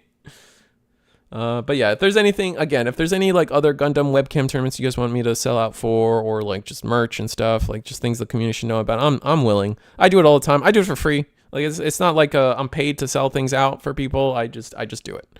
So round 3 is coming. Let's see about. I think I'm gonna get table 2. Again, I've just been sitting at table 2 all night, and I'm down for it. I think is that a Gundam Exia? No, I don't think that's Exia. Let's see if I can get my webcam swapped over. Ugh. There we go. And then we swap this one over. All right, here we go. I'm going to the round. Don't know what these two players are playing. We just stick at the top tables for the most part. Is that Exia? That's got to be Exia. Oh, yeah. You can see the little, like, the back, like, like the cone part of the back of the chess piece. Yeah. Final Fantasy trading card game, Matt. Yeah, I wish I liked that game more. I'm not a fan of the like discard to do things. I'm not a big fan of that personally. Zaku 2 comes down, so it looks like we might be on a rush deck here on the Final Fantasy playmat of things. Appreciate the stream. Thank you, Adam. Appreciate you for commenting, being here. Looks like it might be another blue-white. Could go either way. I see the Zwart comes down here early. Dop. Definitely a rush deck. Leaving the top card on the top, which is nice.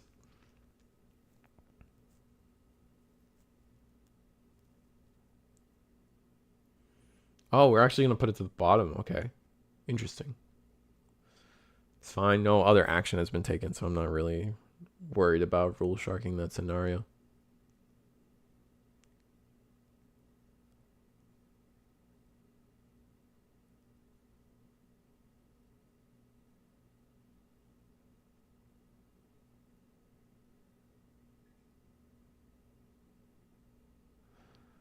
We pass? Didn't progress the board on the rush side of things. Lifrith comes down. Proxy Lifrith, and then an Overflowing Affection to end the turn. Zwart can't attack base, so... oh, well. Alright, now we do... I guess these blockers are just getting in their way. It makes it awkward, but I feel like you still have to just offer the blocks while you can. Offer the attacks while you can, right? That seems correct to me, but... Now we got the Lifrith down. Oh, this is the JJ the Jet Plane. I promise I remember what this card is. But for me, it's JJ the Jet Plane. It's G Fighter. That's what it is. With the Amuro Ray link pair, wow. It gains high maneuver, so we do get to attack. Wait, doesn't it gain high maneuver? Oh, we cleared the base. We did clear the base.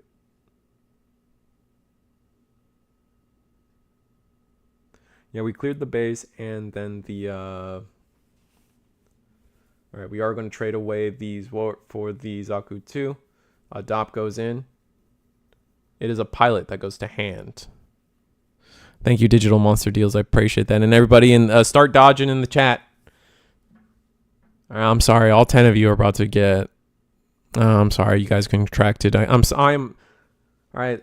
Better luck next time dodging. You guys don't get another chance to dodge one of the gifted memberships for a whole month. Sorry about that, but at least in the meantime, you guys do get access to some fun emotes I like using. I'm always in a position to get more, but my artist is not in a financially great place to be doing this stuff. So enjoy, and all of you guys that did dodge it, congratulations on having some pretty slick moves. Dop gets deleted here with a Lifrith attack. G Fighter, that does open the... Oh, we are white-green here from the Exia playmat. We did establish a desert base, so the G Fighter is not going to be able to clear it in one shot, unfortunately. And here we do get our own base down, clearing our EX base, so we technically did damage to ourselves, which is rough. Ooh, but Char's Gelgoog. Do we have the link pair? Char Ensible entering the stage. No. It's just gonna be fine. No. There we go. There's the Char Ensible. And that's gonna clear the 6 damage base. Or 6 HP base. Now the G Fighter goes in. Another pilot. Wow. Lucky. So our hand advantage from the green-white player is just going to be really excellent going forward. Bird mode. Is there a world where Bird... Oh, Wing Gundam with the link pair, especially after all the pilots that were bounced to hand.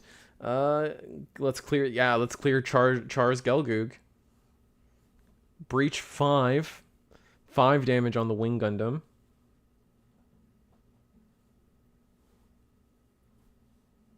Devastating. That was our entire turn, though. Might have a chance to do some more damage. G-Fighter can attack, clear the Lifrith finally. But we might be in a spot that we don't... No, we do have to care. We have to attack. Wing 0 coming down at any point will clear the G-Fighter. The G-Fighter is only at 3 HP. So just you're still trying to look to continue to get the value out of this card as you can. And getting another, either clearing the Lifrith or getting another shield out of the way. Probably the most ideal thing we can do, right?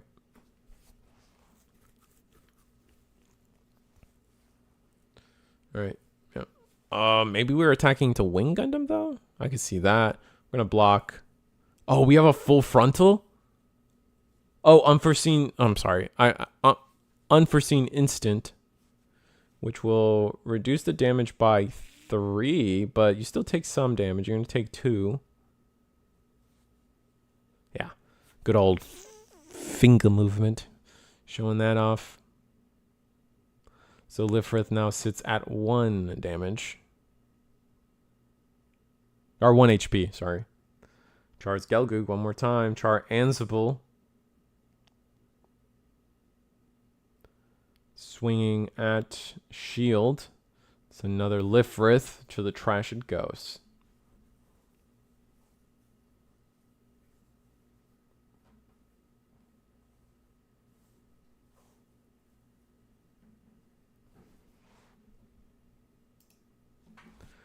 All right, so, I mean, are we level 8 yet? We're not level 8 yet. We've only ramped once, right? We ramped with the bird and we had to use it. So we're only at level 6 right now. Full trade into the Char's Gelgoog. Breach. Strong.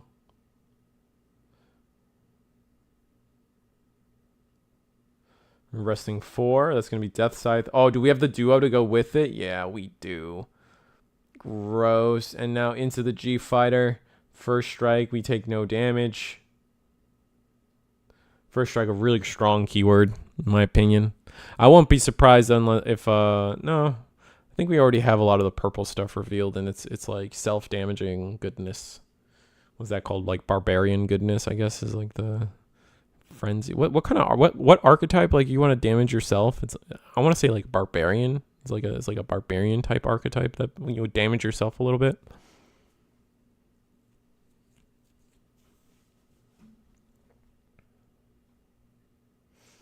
And here is the Char Zaku 2.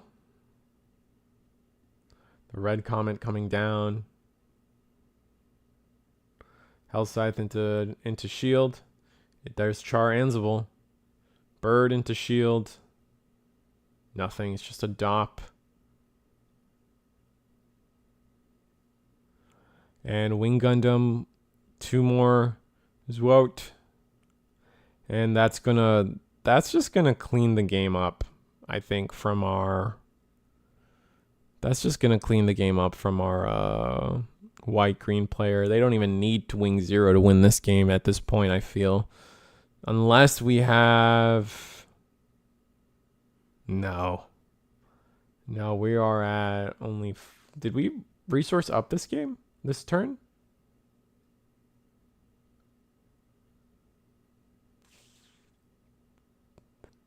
Because I don't think we resolved a first contact ever, right? And we're just going to scoop it up. We only really had... Looks like we only had pilots in hand with another Char Zaku 2. Ah, bummer. And with enough... Yeah, I don't think... The problem is the 6 HP base. The 6 HP base really bit us in the butt there. Just because... just looking at it, like, the Char Ansible would have made us a 5. But the 6 HP means like we have to eat another attack, and that was just, oh, that sucks. Last shield was what we were looking for. I'm not sure what we were looking for, but let's try to find another game. Definitely white-green taking it again.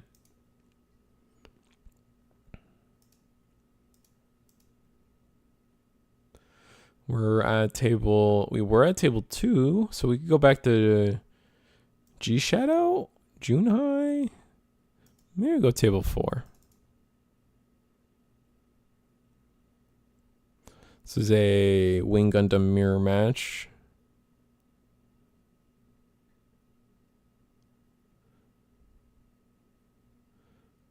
White blue again. Let's see if I can find something fancy.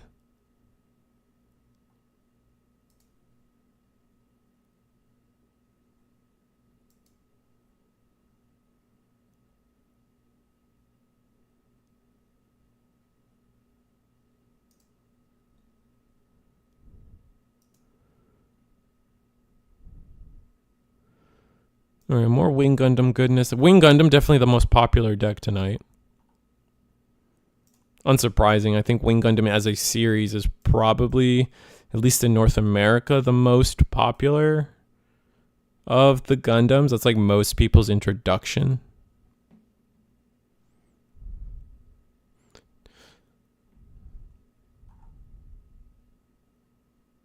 Wing and G Gundam. Yeah, I definitely would say in North America, Wing Gundam and G Gundam are the most popular. Looks like we got another Char's Gelgoog into being able to clear.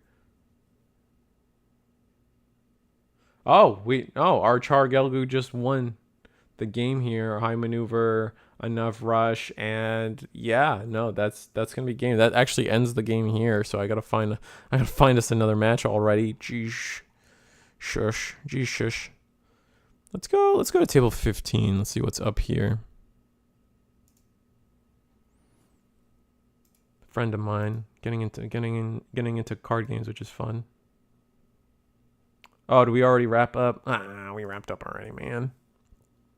I want to show off my friend on stream a little bit. Getting back into card games. Big Yu-Gi-Oh guy. But kind of found a way to love Gundam, which is interesting. Table 5. I gotta pick something. And so let's catch table 1. Why not? Got Levi. Definitely one of our more decorated players here at Eagle's Nest. And a general. Levi does have a Eggman title under their belt. Is this a Pokemon mat? Or is this... Oh, it is a Pokemon mat. I was going to say, is this a Pokemon mat or is this an Illustrials mat? Because like the stars and stuff before, so I didn't quite see the Jirachi yet. But this is a white... It's going to be a white-blue mirror. Which is fine. That's why it's going to time. But it makes it easy for us.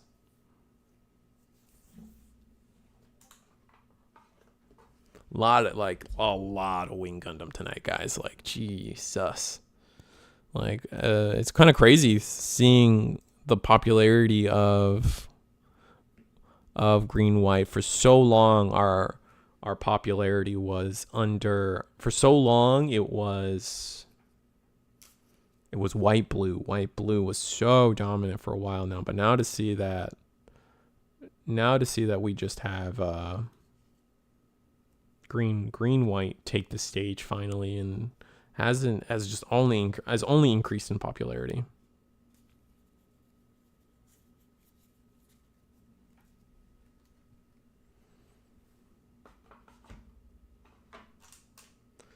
All right, double Razzle comes down. So this is the classic, just classic white mirror things where you have to posture for not only attacks but enough blocks. Right now, Levi is representing 2 blocks, which isn't a lot, especially since we're only on 1 base. Like, Zwart's not a great base attacker because it literally can't. So there's a world where we see...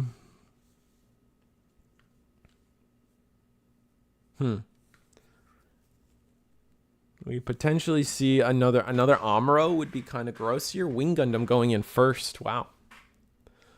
What's the block? Oh no, Levi does have shield. I thought we're Levi doing the shields in reverse here. So actually at 3 shield for Levi versus 4 shield for 3 shield plus a base. Just vote.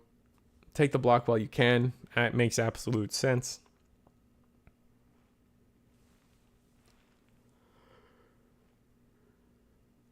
And then if you're RX-78, you just attack.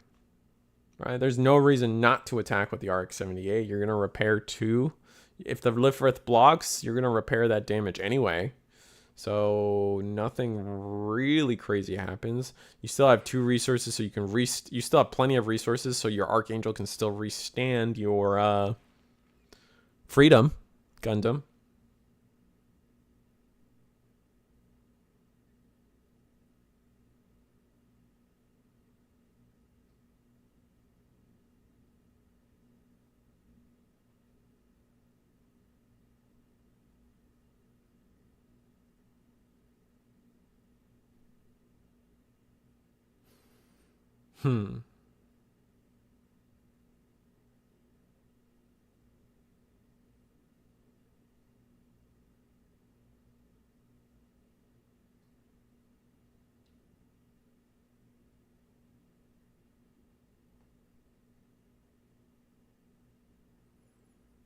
Really thinking over what we can do. Looks like RX-78. We're going to attack.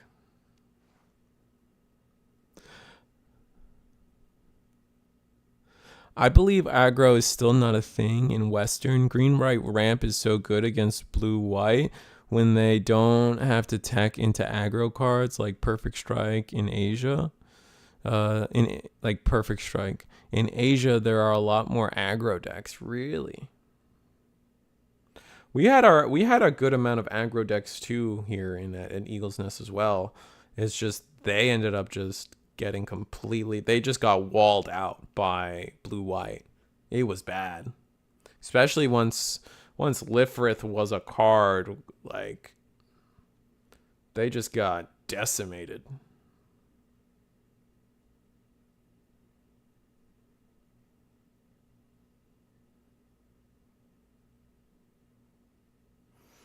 And because I don't know, I think it's just a weird situation. I don't really know what the right meta analysis really is. Because white green can play so many of the cards that stop, because it's the white half of blue green or blue white that stops rush so as much as it can.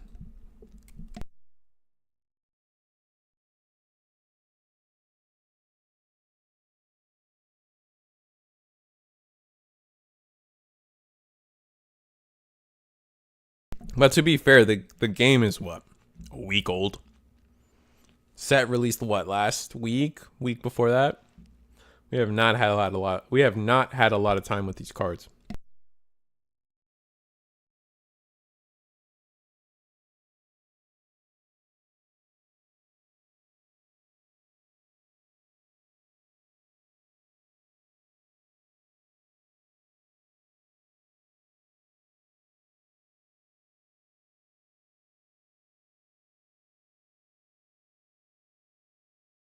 All right. RX-78 token going in.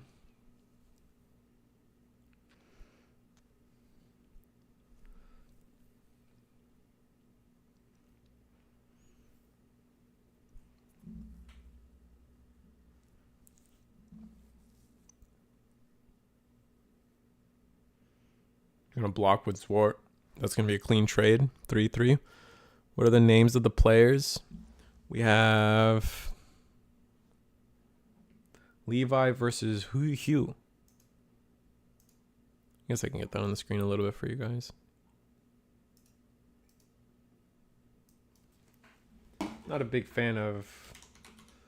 It's just a lot of, when I'm by myself, there's a lot of maintenance for maintaining the screen here, so I don't typically do it, but I'll do it for you guys.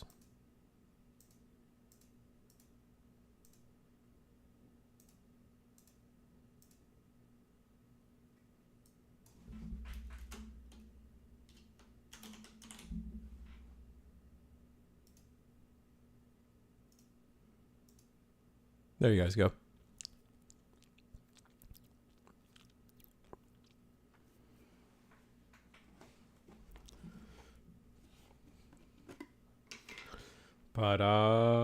board is clear from our Pokemon playmat here.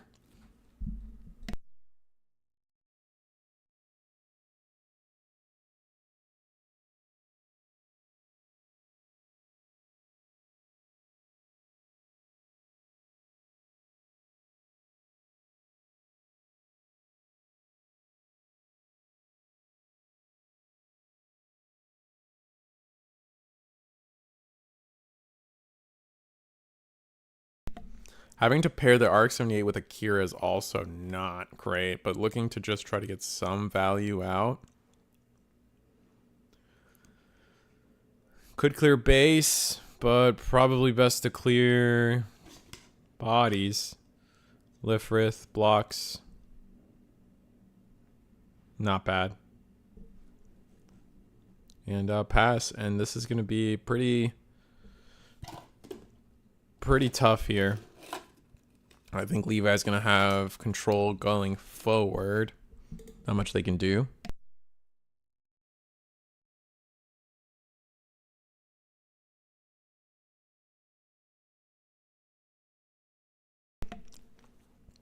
Time for Levi to take it all. No Taidana. German players lost as well.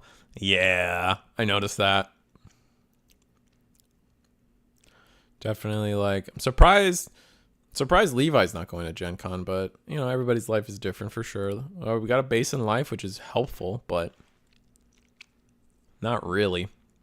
Not in this scenario.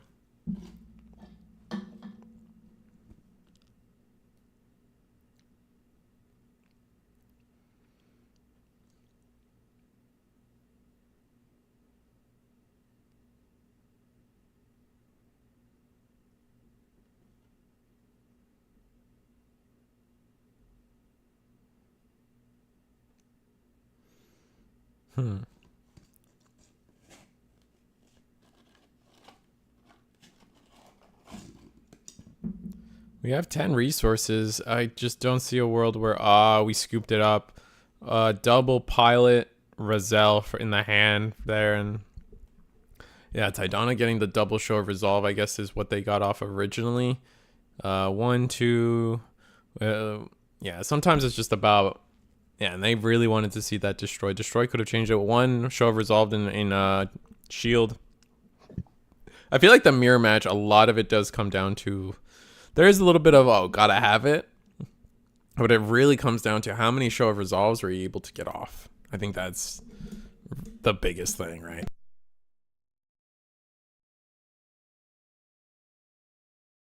Let me find you guys another match.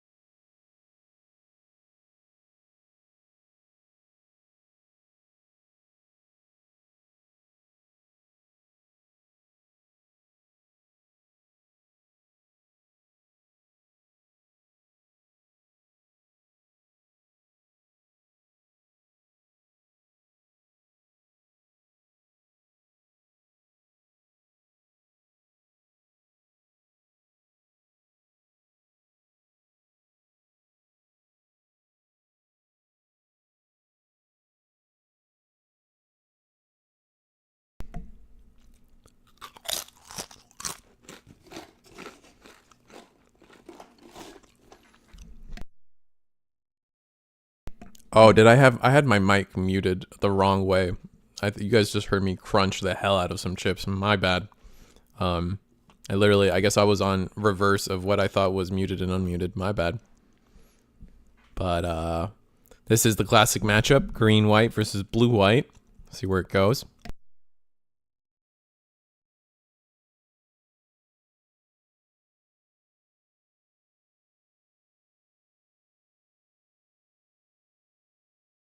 Blue-white definitely the leader here. I also realized no music's playing.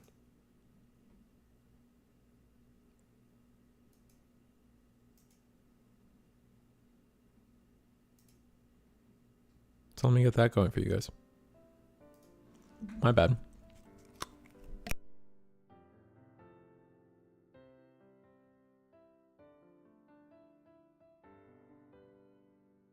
Oh, playing some Breach.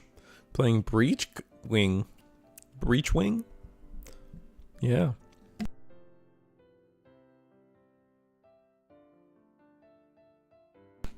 Unfortunately, with the paired RX-78, these 5 attackers are now 6. And it's just going to be game here. Well, I guess it's not game. I always forget that Zwart can't attack. But with 3 cards in hand, do we just have the link pair? Last shield base? Nope.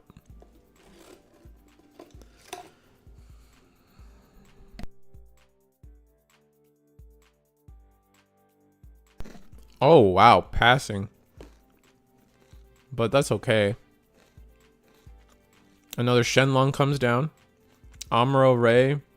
Rest is Zwart, but we just pass. There's nothing we can do. There's too much shields on the blue-white side.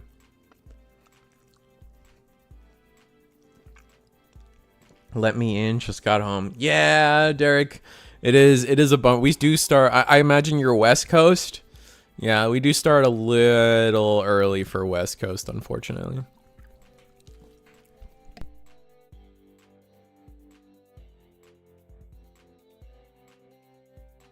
But yeah, a lot of our matches kind of going to the end here. We still have 9 minutes on the clock.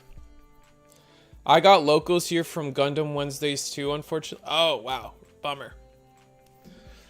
Yeah, we just can't get it done for everybody, and we don't have enough product on the back burner to run multiple days. So unfortunate. But that reminds me, since we might take a break, but I do want to go through this with you guys. 83 people on my count right now watching here at every Wednesday, 8 p.m. Eastern. It's the Eagle's Nest webcam tournament series where we are offering a box of prizing every week for the next 11 weeks. And hopefully that gets us to set 2. Join the Discord if you guys want to join, or join the Discord if you just kind of want to follow the announcements and the news and stuff. Like, it's a great place to be.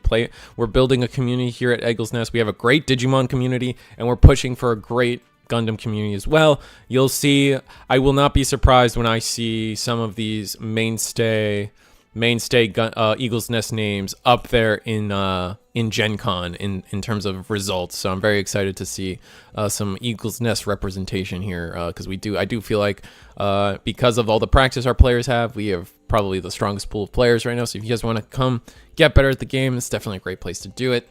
That being said, become a channel member. Helps me do what I do. We got Digimon, we got Gundam, and we're trying to do some other stuff, maybe some Riftbound, but other than that, I think I get a break for, like, I'm not going to say the full time, but when's the next day? Wednesday? Yep. It is every Wednesday at 8 p.m. Eastern. Every week. This is a weekly show. We run this for you guys every week with a box of prizing at our top end every week. Eagle was lucky enough to get a case and is able to prize that out every week going forward right now. There is a world where we potentially up the prizing if we get a lot of people. So if we actually start capping out at 48 tonight, we had 32. If there is a world where if we cap out at 48, Eagle might break his own wallet buying some extra product for people so we can give out as prizing. So we'll see. No promises, but hey man, if you cap out, suddenly we have the funds to do things. Imagine. That's a little facetious, but you guys know what I mean. I'm gonna go on a quick break. I'm not gonna be gone for the whole timer. The timer is just the round timer, but I just need to take a lap around my house, get a drink, wash my hands or something. Like, I don't know, just not sit in a chair. We'll be right back, guys. I promise. 6 minutes on the clock.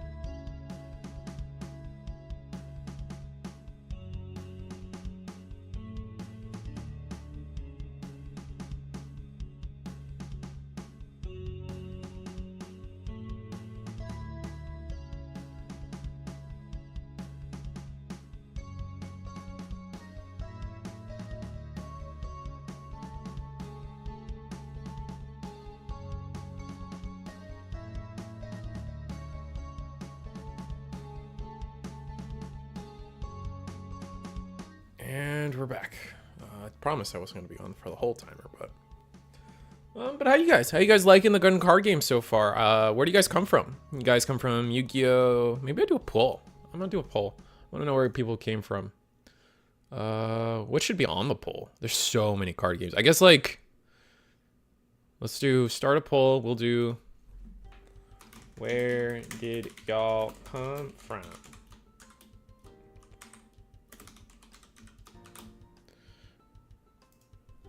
And then we'll do the big three. So MTG, Poke, YGO. I think most people know what YGO means. And then we can only have 4. I'm gonna say goodbye Poke, because we can only do 4. So we're gonna do Bandai game, like Bandai. So if you came from any other Bandai game. And then we'll put first time. I feel like unless if you came from Pokemon, just be loud about it in chat. How about that? But I'm really curious. I can only do 4 options on the first TCG. There we go. Yeah. I came from Vanguard. Wow, that's a long-standing game for sure. I'm impressed how long Vanguard has gone. My complaint for Vanguard has never been that like it's not a cool game. It is. I am not like, this is so shallow. It is 100% like some people like, I love playing mill decks. I love playing rush decks. I love playing control decks. I play for the pictures, right? And the pretty cardboard.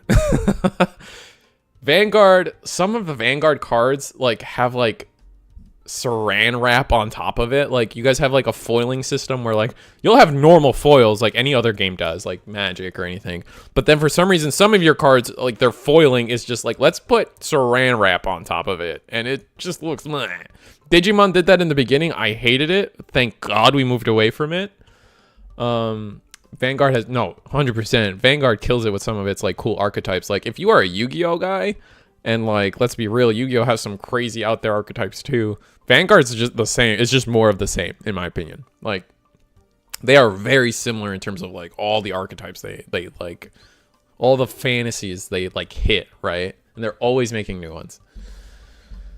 Thanks for spectating the game. You're welcome. And Vanguard has amazing mechs. Pokemon. All right. So Magic, Pokemon, One Piece, Lorcana. Oh, I guess Lorcana. Like Lorcana's up there. It's just so new. I'm gonna be fair with Lorcana. Like Lorcana's obviously big, right? It's like probably 4th, 5th place right now in terms of the card game scene. You guys just technically still new too, right? What are we going into, like the 2nd year of Lorcana, 3rd year of Lorcana? I can't quite remember where we're at with Lorcana, but I think it's 2nd year. But you guys know what I mean. It's hard to say. It's hard for me to go to someone and be like, you came from Lorcana? Like, Lorcana was born yesterday, brother. Like, what do you mean you came from Lorcana? Like, maybe that's disrespectful, but like, you get my point. Set 8 is out next month. Yeah. And you guys are getting rotation, which I don't know if I want to start this argument in a game that is 1 week old, but I'm a big rotation fan. I come from Magic. I'm always gonna say that. I'm a big rotation, and I play Digimon as my main game right now, and that does not have rotation. I love rotation. I think every game should have rotation, personally, but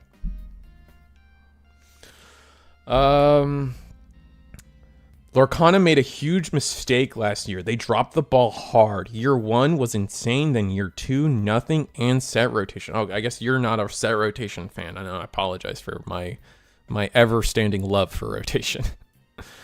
All right, let's see. Lorcana's 2nd year anniversary is next month, and it's technically 4th best TCG. It varies, right? When I say best TCG, I think most people probably just, at least, all right, I'm going to tell you where I come from when I say best TCG. I'm going to say best selling TCG is usually where my brain is going when I say that and I start ranking things, because that's like the only real number that matters in a world, capitalistic society, right? Like, let's be real. If your game is, top 5, you're probably not dying, and you don't care what all the other games are doing at that point. If you're, Mr. 37 somewhere back there, you're worried about dying, and that's really what matters. So I'm not really trying to compare the games. It's just fact. And yeah, it like that like 4 to like 7 spot shuffles a lot. So it's not a big deal either way. Yeah, the side booster cards, a weird gloss coat. Oh yeah. Okay, so you're confirming, Cap'n confirming what I was saying about the booster cards have a weird gloss coat. Yeah, I don't like that coating. I think it comes from their Japanese printing factory. Oh, I see. Coming from Flesh and Blood. Flesh and Blood's a good one too.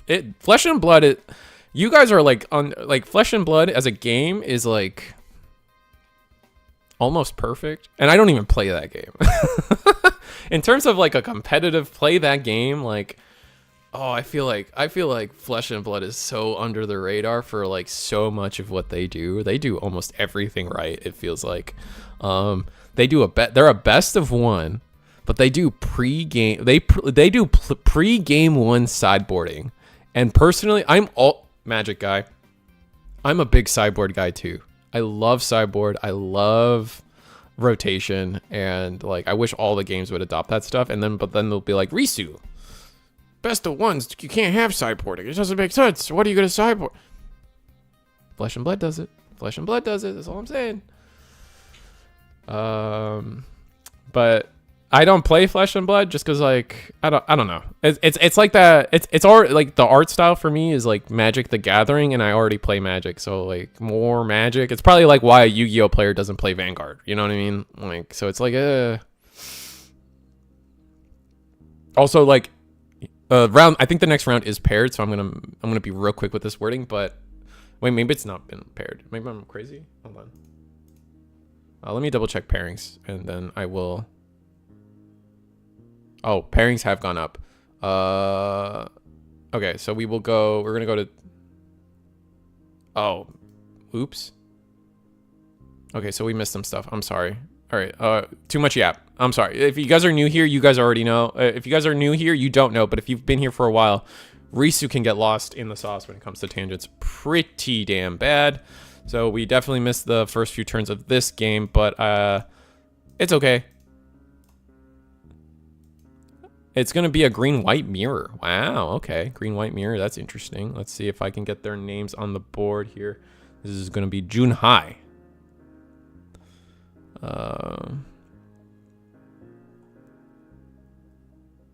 Top player, here we go.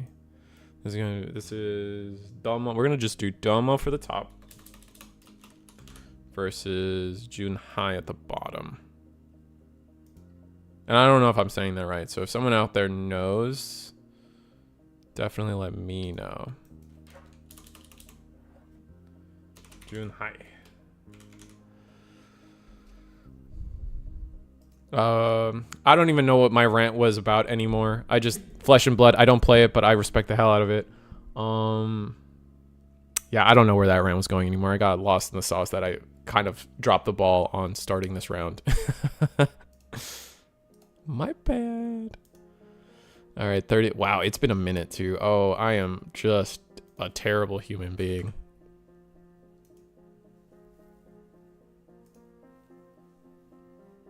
Let's see what chat's been saying, and I'm gonna end the poll. It looks like most people came from either Yu-Gi-Oh, Bandai, but a lot of Magic. It's like actually a lot.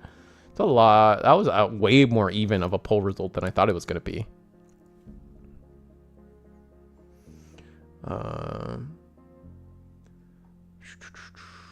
I don't. All right, let me see. So, rotation is Lorcana made a human mistake. Oh, rotation is fake when we just rotate with power creep like the Japanese pattern.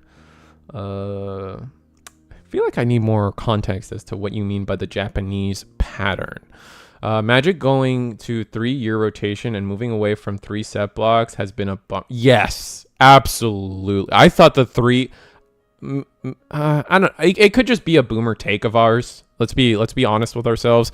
Like for me, for so long, Magic was on that 3-block rotation, and so to have it change, like our boomer brains just kind of like hate it. But maybe it's a good thing. I don't know. It's hard to say. I don't like it, but maybe that's just the boomer in me. I don't hate set rotation, but last year there were no events, so no need to buy product. I love set rotation in One Piece. Oh, okay. All right. Fair enough.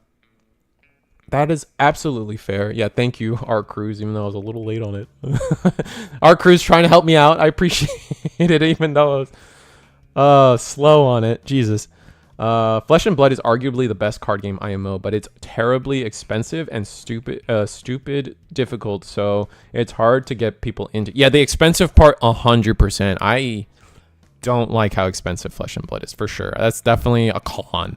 But is it, like, realistically speaking, is it as expensive as Yu-Gi-Oh? Like, I feel like they probably are in the same market as each other. I don't know. I actually, like, people do the math videos all the time, and that's forever changing, so it's hard to say. But man, I'm loving Gundam. Fantastic side game. Yes, absolutely. Flesh and Blood is great, but if you think Gundam prices are bad, yeah. Taylor's also saying that. I'm glad Gundam plays fun. CFV is dead. What is CF? Cardfight Vanguard. I didn't say it was dead. Did I say it was dead? Cardfight. I didn't. Maybe I said that, but I definitely didn't mean it. My bad if I said Vanguard is dead. I meant like just random card game 37 back there. Vanguard has always been in like the top like 6 games. Like I don't know what I said to cause that to be said in chat. My bad. I definitely did not mean at any point that Vanguard was dead. I did get 2-ish reboot rotation. 2-ish reboot rotating the entire format, but current one is 5 years ongoing. Oh, for Vanguard? I know what you mean. Okay. JP games tend to rotate the format, but just by making new stuff that is stronger than the previous one, sometimes a hit here or there. Yeah, I agree, but that's why I feel like I'm hoping with my heart that these the Japanese game One Piece is probably one of the, like, Pokemon does it pretty fine. I think Pokemon does a good job with it, and so I'm hoping that now that One Piece is also adopting rotation, because it's more than just saying, oh, we're rotating cards out. You have to make a strategic effort to balance your game for rotation to be good. It's not just as simple as, oh, we're just chopping off cards. GG. ICV2 says CV isn't even top 10. Oh, is that the thing where I'm gonna be honest, guys. I just watched that. I can't remember his name right now, but there's that one YouTuber that always posts the sales, the like international sales of the cards, or like the sales of the cards, and then ranks them, and then we get a bunch of Reddit posts about it for a week. That's mostly what I'm referring to. But even those you kind of have to look at it with a grain of salt. But you can get a general idea. Like if you're 30, my point still stands. If you're number 32 on that list, yikes, right? If you're in the top 10, your card game probably isn't dying anytime soon.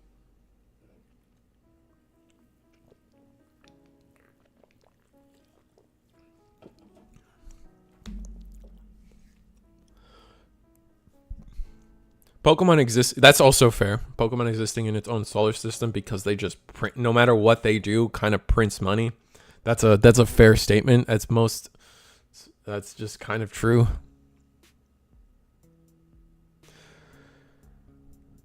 ICV2 seems to be recognized by lots of people. It's a popular page about pop culture and sales. Oh, okay, cool. Like, yeah,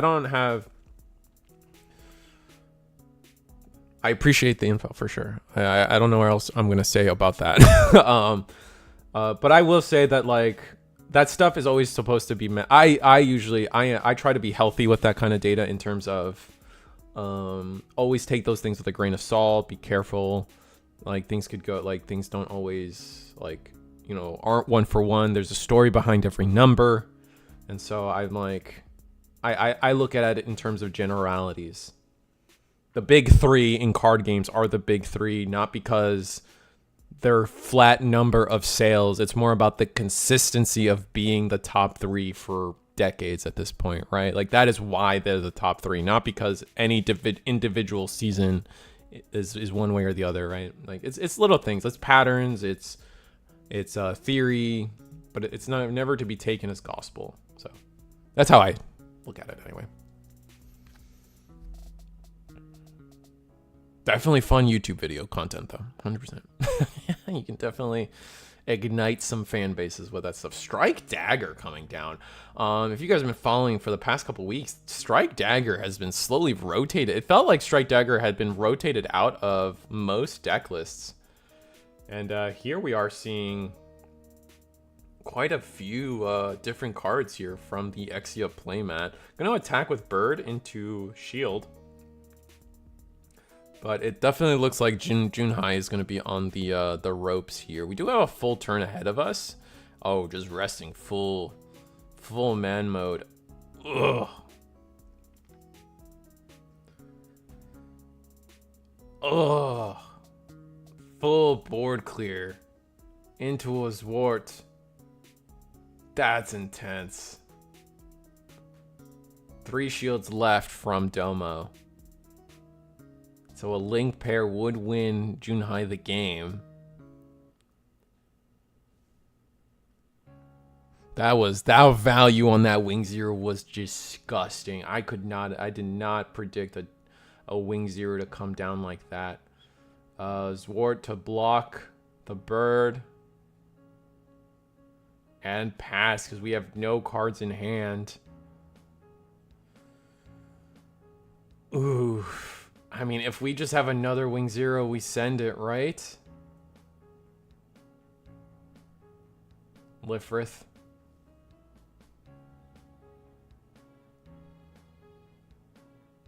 How many rounds today? 5? It's looking like 5. Let me confirm for you guys.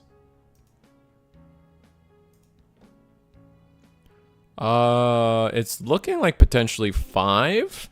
I don't know if we're okay with going there's actually a world where we go to 6 rounds. There's a timeline we go to 6 rounds, but sometimes we hard cap how many rounds we play so people aren't playing all night. But with how contentious Gundam is, there might be a world where we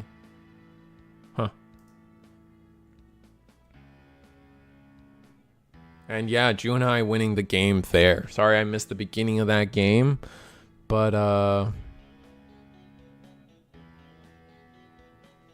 Gundam, my first TCG. I've played Netrunner for the last decade and still love it. Oh, that's a cool. I'm gonna be honest, I've never heard of Netrunner, but I'm glad you've been able to play it for the last decade and it survive. Like, that's always, like, that's cool. Like, it, to this day, like, the fact that HeroClix is still as popular and as played as it is, like, shocks me. It's like, how often do you guys hear about HeroClix, you know? And it's just like, it's just one of those things where I'm just happy that exists for people. All right, so I'm gonna try to find us another game, and we can go back to yapping if you guys want. Like, this is, as much as like I try to be professional commentator, blah blah blah, the heart and soul of like RisuTheSquirrel.com is definitely just sitting down, chillaxing. We'll talk about the game, talk about BS too. You know what I'm talking about? Like, that is the fundamental core of what we do here. So definitely, if I do professional commentary for, I guess professional feels like a really triggering word to me, but we do real like official commentary for Bandai and Digimon. So there is a professional mode to Risu, but honestly, man, it's just more fun to sit back and yap with the chat about random BS and have the game in the back, right? Just like people do it in sports, you know?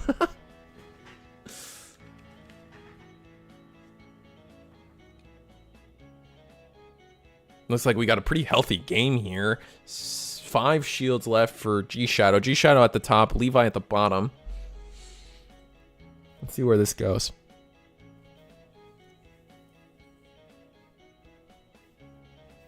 Man, I just wish the comeback mechanics in this game was higher. Last damage base feels like the biggest one.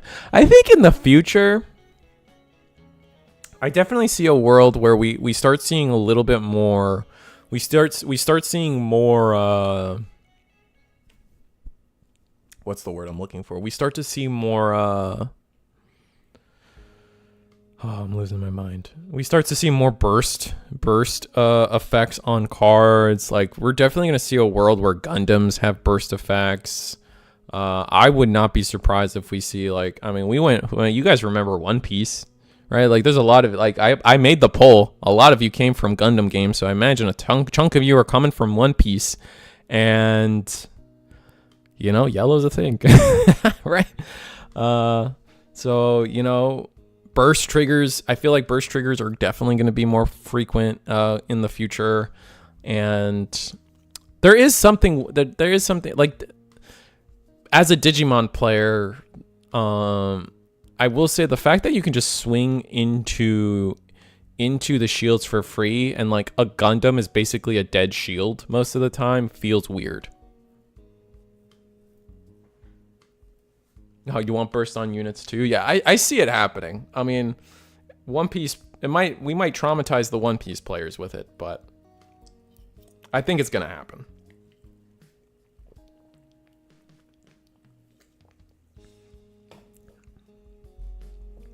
Yellow equal healing. Yeah. Well, we don't have yellow in this game. I gotta tell you, when I was making some thumbnails for, if you guys haven't seen it yet, we did post the first round of last week's tournament. I'm gonna start doing a thing where I am gonna upload all the matches one by one. Not all the feature matches one by one. So I'm gonna upload all the feature matches one by one as singular videos, just to like, you know, have some piecemeal stuff for people out there. And I was making the thumbnail, and man, does it suck that white is a color for like thumbnail design. Absolutely terrible.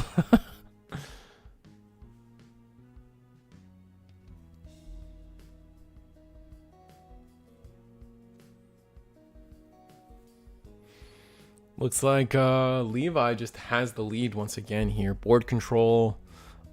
G Shadow kind of playing on the back foot here. Less shield. Less board presence. But they are going to have a full turn here with a Lifrith and a Zort. So I imagine we got to attempt some good board clear. So let's see what happens.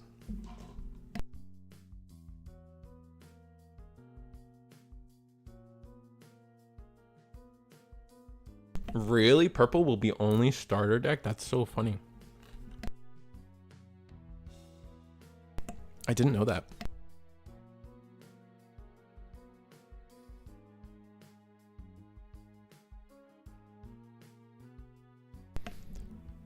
It's just unfortunate how it is for like it just makes sense for Bandai card games. I feel like Bandai just kind of struggles on timing proper set releases with their official tournaments. But they do the thing where if a set comes out, it's not legal for tournament play until a week after, technically, for at least official big like premier events.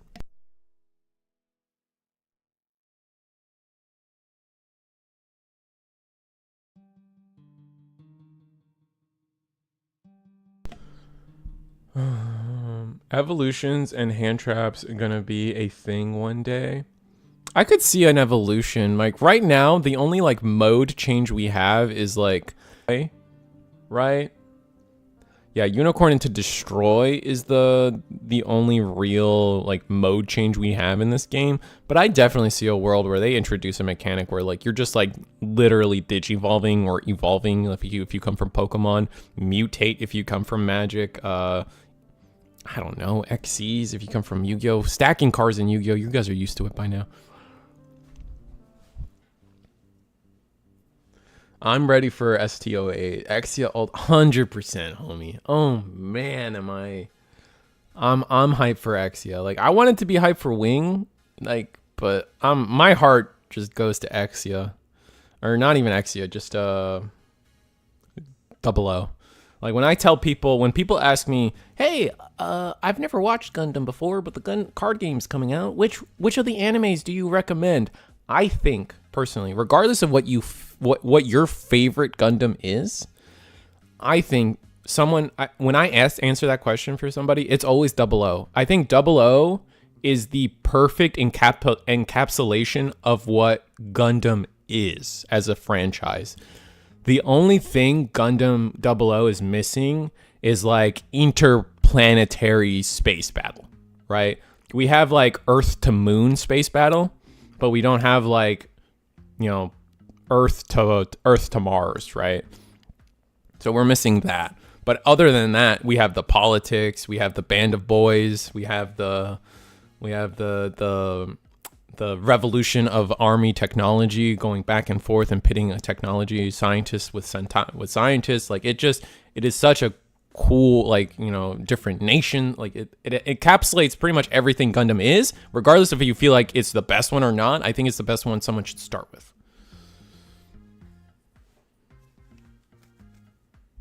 My favorite is Unicorn. I think Unicorn's the best one though. Like that's my take. Yeah, I guess, like, yeah, there is I will accept the argument of, like, oh, Universal Century. Everyone should just start with Universal Century. My issue with telling somebody who never has watched Gundam before and wants to get into it is Universal Century is a lot. So if they're willing to commit, okay, start with Universal Century 100%. But otherwise, if you just want like a sample platter, you know, like you go to a fancy restaurant and you don't know what you want, so they just give you that platter with a little bit of everything. That's Double O, and that's me. I'm ready for Gundam Epion. Epion, yeah, dude, Epion's sick. I can't believe they didn't have Epion. That shocked me. The first season, literally the best Gundam, only loses to Turn A. Fair. The movie is kind of, well, aliens ain't Gundam. That's true. Oh, that's fair. For Double O, are we talking about Double O? Yeah, that's 100% fair. And I will say, Eggman, if you guys follow Eggman at all, he definitely was one of those people that's just didn't really watch Gundam or anything. So with the card game, he started. And he started with Amuro Ray and, you know, that, you know, he started with the original, but he watched the movies. And so now I might have to edit myself and say, like, potentially the best way to get into Gundam might be those movies, but I never watched the movies. I wasn't, like, I already know the original story. I don't really need it recontextualized in movies form.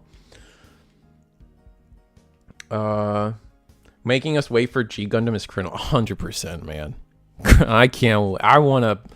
My heart, what was it? Oh, I can't even remember the quote. My heart, my anger, and all of my sorrow. Oh, no, my love, my anger, and all of my sorrow. That's just nothing beats that. And then just like raw kicking a skyscraper from the ground as a human. Come on.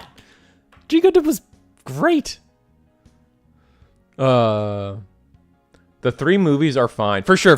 I'm not passing judgment on the 3 movies at all. Like, I think they're probably great. I don't know. If you want nonstop battles, go with Thunderbolt movies. Got you. Apparently the movies are kind of recap. Yeah, that's what I heard too. They just condensed the main series. Yeah. I just love how Exia/00 takes any and all fades. I started with originals during the X-Men's. Been hooked ever since. That's fair. If they don't add Tequila Gundam, I'm gonna riot. I mean, I think we all will riot if they don't add Tequila Gundam. I really want to watch the anime, but I didn't know where to start. Okay, but did you start? We aren't ready for the Windmill Gundam and Tequila Gundam. Oh, man. There's so many good Gundams in G Gundam. Like, I mean, Zeus Gundam still, like, when you first get the Burning Gundam to do it. Oh, my God. That was when they start the final tournament. In G Gundam, the Zeus Gundam, fire. So many. Lumber Gundam. Oh my God. They just... like, I accept that people hate G Gundam for being, like, not Gundam. But it's so awesome that I don't care. Like, people can hate G Gundam all they want. But it's just, I cannot sit down and watch G Gundam and just not love it.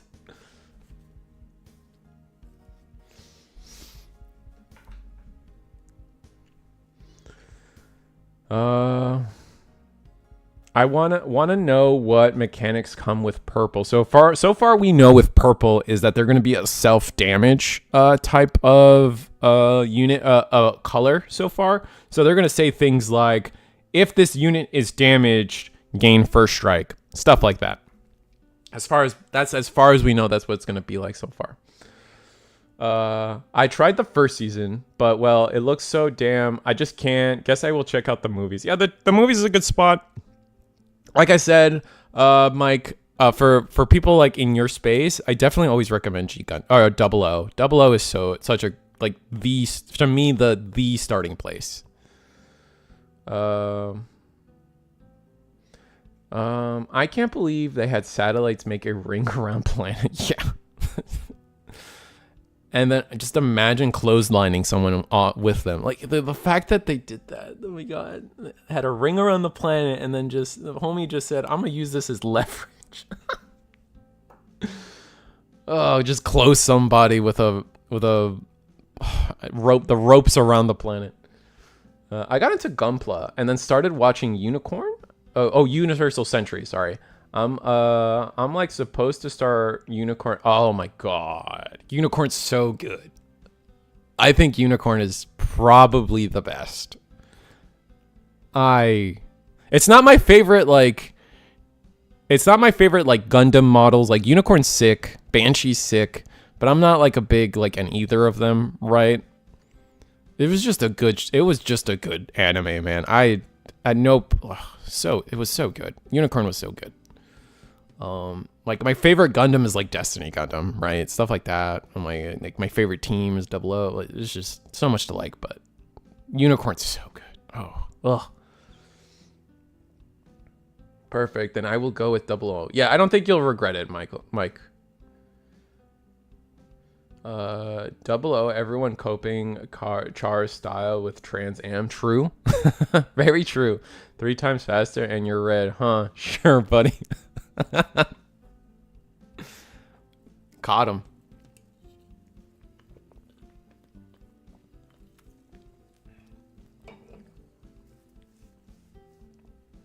I've seen Z, Double Z, and CCA. I think I go into Unicorn, right? I think so. Trans Am is unmatched. My favorite 8th MS team, so grungy.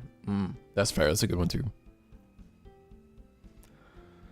Yeah, Levi's just in total control of this game from start to finish. I know we haven't been talking about this match too much, but we're just in a good. Like I said, the Yap is so fun for me, but Levi pretty much has just had control. There's been a little bit of back and forth, but I think we're finally getting to the spot where our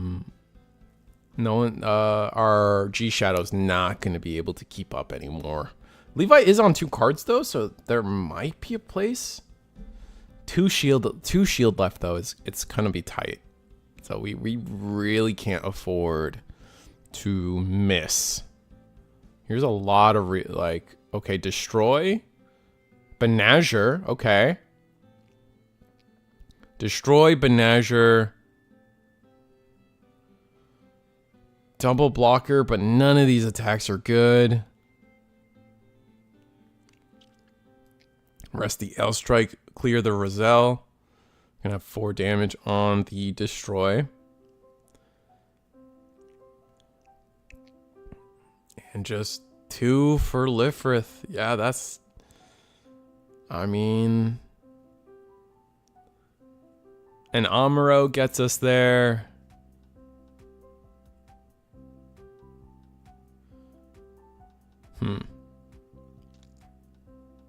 We might still have to play it a little slow, maybe, from Levi. Okay, I like this. Attack with the Ale. Clear the Lifrith. It's just 2 damage. It's fine. We have so many shields to be, like, just comfy with it. Yeah. Yep, that's correct. Just you wait for Psycho Zaku. Whenever Thunderbolt gets added, Xeon will finally be decent. Yeah, no, that's fair. No, we're still curious. I'm still curious how they're gonna do with like all the Xeon support, because there's gonna be so many Xeon cards. Like if something just says there's gonna be so many, there's just so many Xeons over the years that like, man, we're gonna see some crazy tags for link pairs and everything. All right, we're gonna rest 2 for a white base. We still have the rest of our turn. We only just, all we did was resolve attacks. Is this a freedom? Ugh. And then Liftfrith Pass, and that is gonna be, that's probably going to be a handshake phase. We'll see. Exia High Maneuver, Dynamis, yes, definitely gonna see. If Dynamis doesn't have support, like that, it would be ridiculous. That'd be wild if Dynamis didn't have support. Like, there's no shot.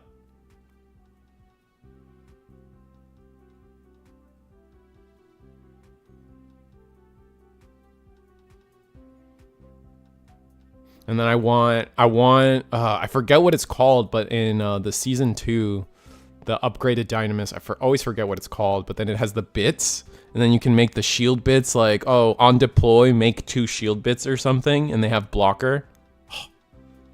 Oh, that'd be so good. That'd be so good.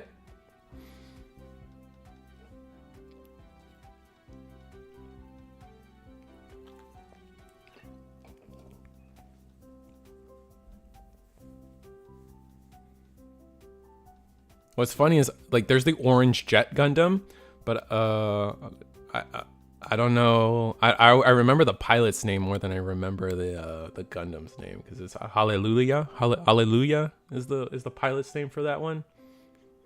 That guy was psycho. I don't know how he got on the team. Beyond me. Be real.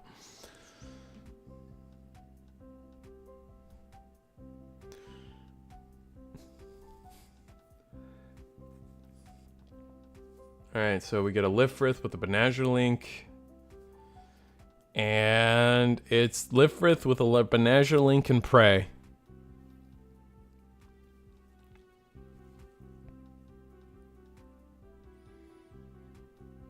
Show of Resolve. We're just running away with this game, man.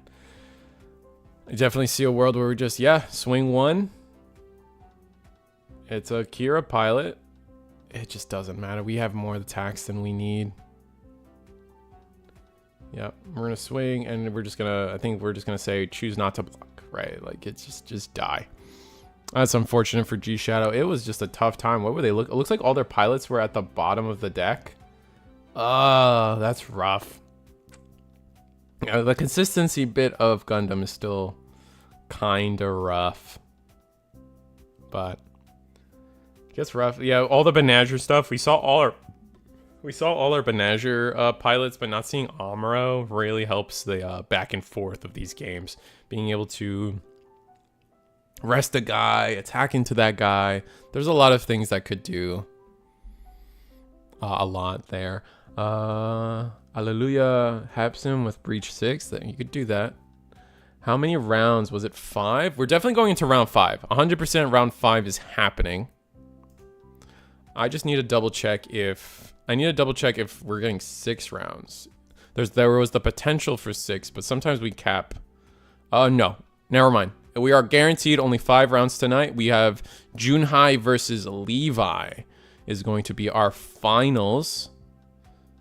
That's going to be an interesting match. It's going to be a fun match. So guaranteed 5 rounds tonight.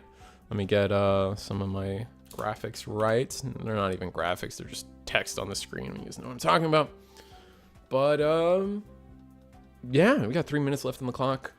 So I get to go to table 1 and just set up, which is exciting. Makes my life easy.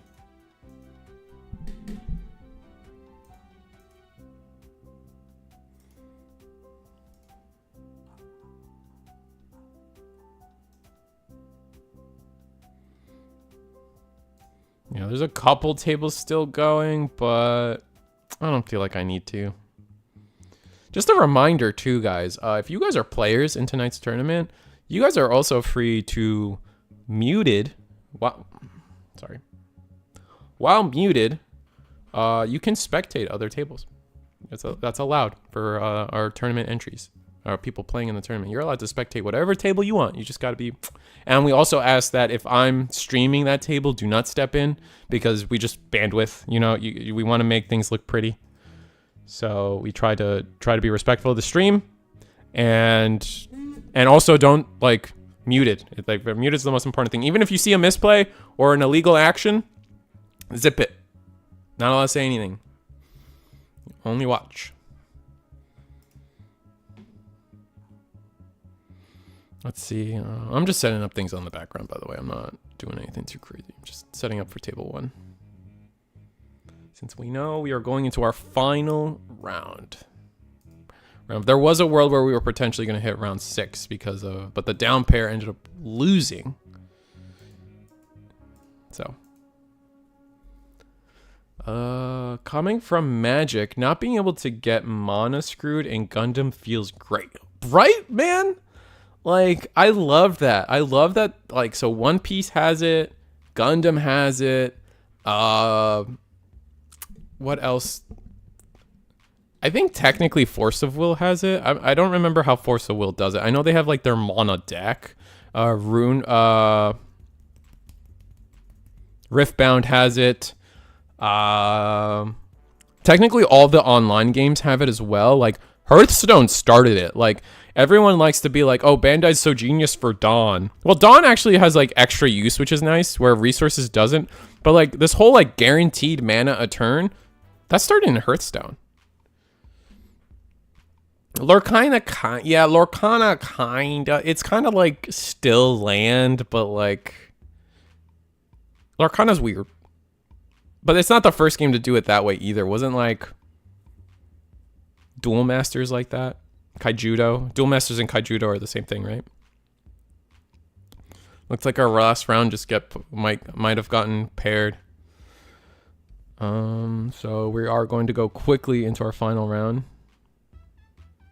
I wish packs were easier to come by. Yeah, welcome to a set 1 of, I want to say a Bandai card game, but most card games, honestly, Lorcana had a hard time getting product early on as well. So it's just a hard time getting product for all these new games. All these new games come out. Set 1 is just like, it's tough. But hey, man, that's why we let people play with proxies here at Eagle's Nest. You might not have, I don't know when you tuned in, but here at Eagle's Nest is a weekly webcam show that you guys can play, you guys can watch, and we offer a box of prizing at the top end every Wednesday at 8 p.m. Join the Discord if you want more information. We allow proxies.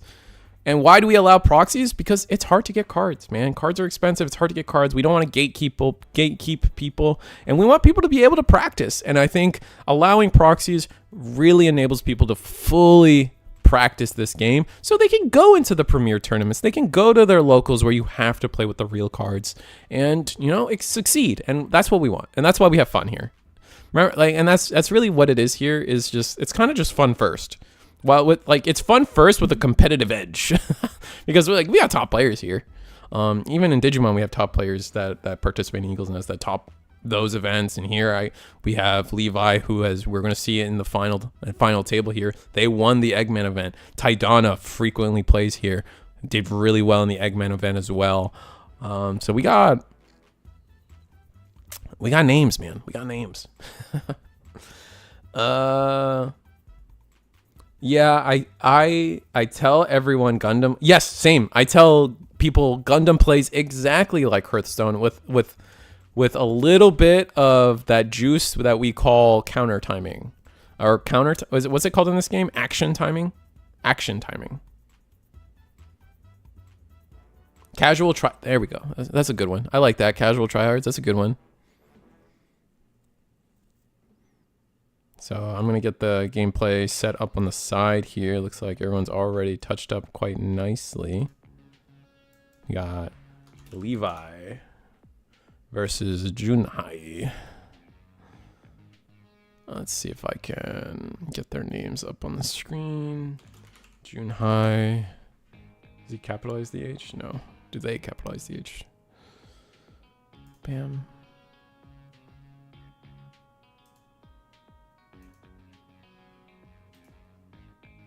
There we go. I need to start the timer, but other than that, we are good to go. Round 5. Here's our finals.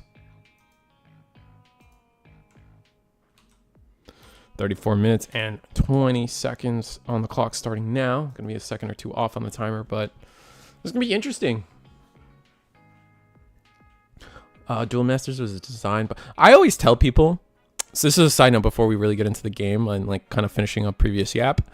But I always tell people that this is talking on the Duel Masters was designed by Wizards of the Coast too. So what I'm trying to say is, I feel like if Magic was made today, they would not have lands. They would do away with the land system, and that's why every card game after Magic the Gathering has tried to do away with, just like reinvent lands in some way, because everybody kind of hates lands. At this point in Magic, they've done it like there's enough draw, there's enough search, there's enough filtering where lands feel okay at best. But no, for most people, it's lands suck. Lands just suck. So that's why every card game after the fact has been trying to figure out a better way to do lands. Magic's just stuck. Like Magic, you have to. So rest in peace. All right, nothing from Levi turn 1 or turn 2. Our turn 2 from Junhai is going to be a Zwart, which not the scariest turn 2, just because it can't attack our shield, so we're kind of safe here. We're going to get rid of our own EX base to get a draw going. Hopefully we get a good Razel. Okay. Archangel into Razel. Setting up the Archangel now is pretty safe. It's unfortunate we have to do damage to ourselves to achieve that though, but it kind of tells, it always reads to me that like we're kind of digging for something, and so I hope we found it now. What do we got? We got level 4. We're gonna rest 1, Overflowing Affection. I also always tell people it is only a good time to do this now. You got to do this now, get your draws out of the way. Like I would have loved to show a show of Resolve would have been great too.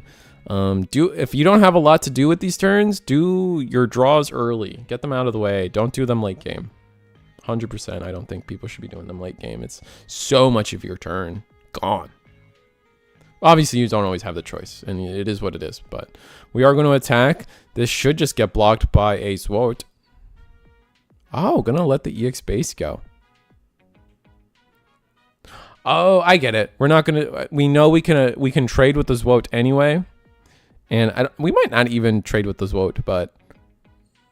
Oh, okay. Our turn is going to be Overflowing Affection and a Show of Resolve. Okay. Fair enough. One of these Zwarts can still attack into the Razel. And we actually got to use our EX bases and to tank a hit. And I think that's smart from Junhai. I think that is definitely a very tactful decision to do that. Favoring using our EX base and losing it.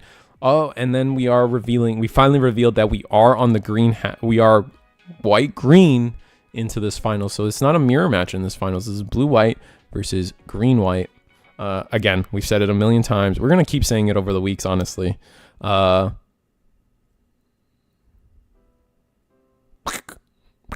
don't know. I don't know what I'm saying. This is going to be the classic matchup. I think when people look back on set 1, this is the matchup. So now what puzzles me is we attacked with the Razel and then let it through. We let it through the EX base, and then just to attack into it next turn feels incorrect. I feel like we should have blocked. I think it would have been favorable for us to just block it and keep our EX base. In the way things turned out makes me think I was right. I would have said if we had just forced the Razel to attack again and then we block it, kind of making the Razel just kind of like do nothing for 2 turns. Like I don't think we needed to trade into the Razel, I guess is really what I'm trying to say. But maybe I'm crazy for that. Pittsburgh is blessed with so many cool card shops. I'm signed up for local constructed tournaments from Thursday through Sunday, trying to go out black, blue, white, and red, green, which I feel is super underrated. A lot of green, red, green. That's Xeon Rush, right? For the most part, I imagine. Like, I'm going to guess you're on Xeon Rush with that. Maybe some, like, Merida, and some Kshatriya nonsense. But our issue here at Eagle's Nest with red green has always been that blue white just walls them out so hard.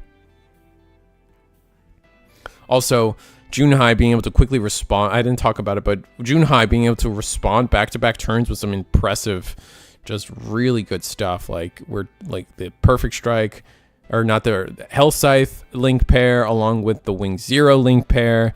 We are going to trade the Health Scythe away, and we're looking in a good spot here. We haven't ramped at all, which is concern. Oh no, we ramped with the Duo. Duo being able to give us the ramp is kind of huge, but other than that, looks like we might be in a tough spot.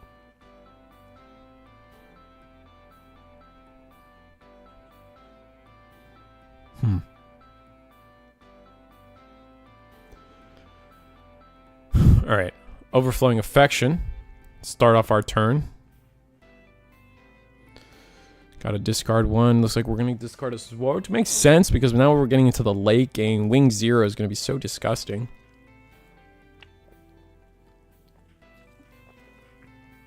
RX-78 into a Perfect Strike.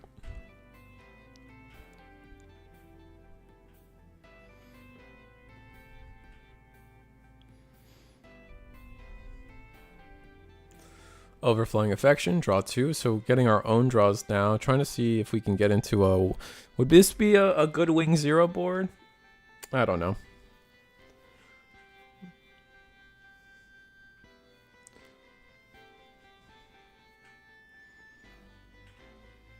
What's the play here?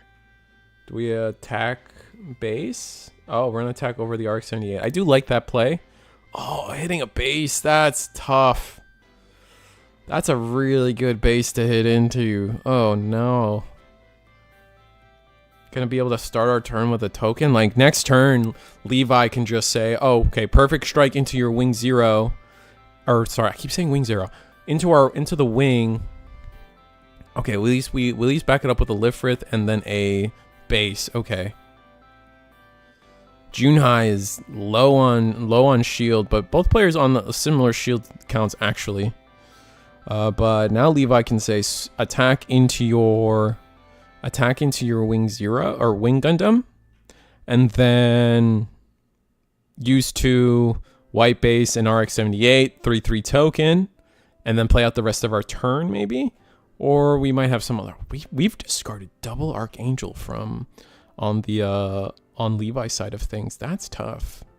I think Archangel is really good, so having to give rid of us that kind of means our hand quality is like on some type of crazy sugar noises, like just like that, like gargling nonsense, like almost rabid. Neozeon, yes, and yes, Kshatriya is a go wide strat. Golf, Charzaku, 2, and Gelgug. Yeah, the problem with the deck is the burnout for red green still. That's the thing holding it back in the matchup. We're gonna attack. I imagine we're attacking into the wing.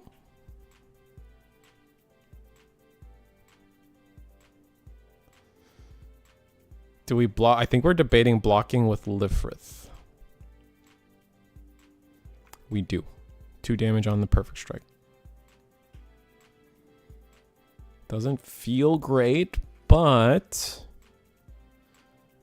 we can, like, Wing Zero can get 1 more card out of the way and get 1 more breach, and that'll be nice. Oh boy, what a hand. Okay, this is 3 cards coming down from Levi here. I kind of feel like we would have been better off. I guess the Perfect Strike didn't, but like the Perfect Strike didn't die. But I feel like instead of playing one of these Lifriths, we would have been okay playing a white base or using white base to generate a token, even a 2/2.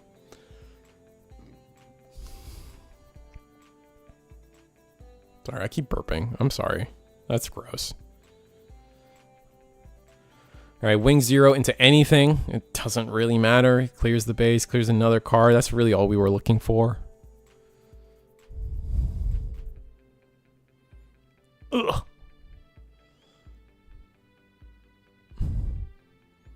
All right, 3 damage to it all.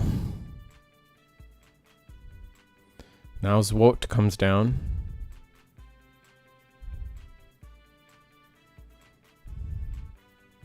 All right, what can Levi do? We're on 9 resources.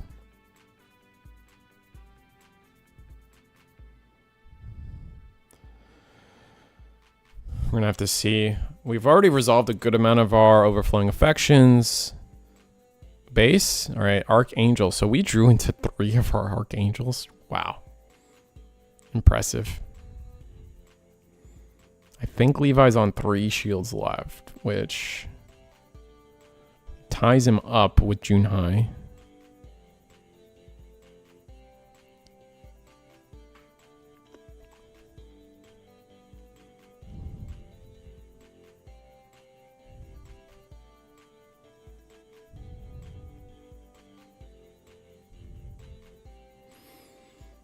Another Wing Zero. If we drew into a second Wing Zero from Junhai, that might be game. We'll have to see.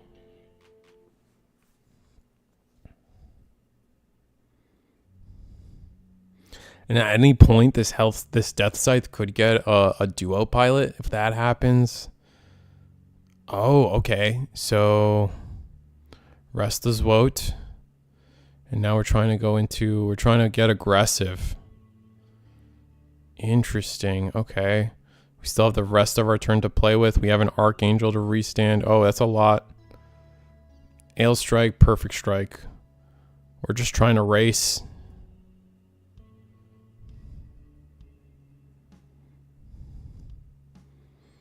So if you're Junhai,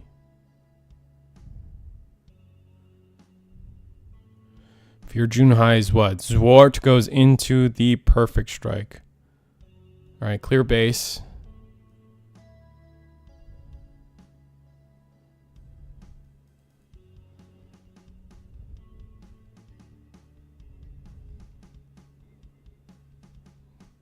Definitely clear Perfect Strike, I think. Try to bait a block. Levi's not going to give it to him. Yeah, because we're dead on board if we just Perfect Strike. Or Wing Zero. Okay, Wing Zero does come down. Potentially lose to a link pair. Another base, maybe?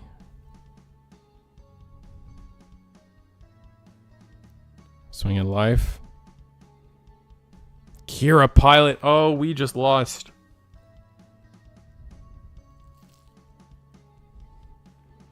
Rest 2, Lifrith. I think we just lost.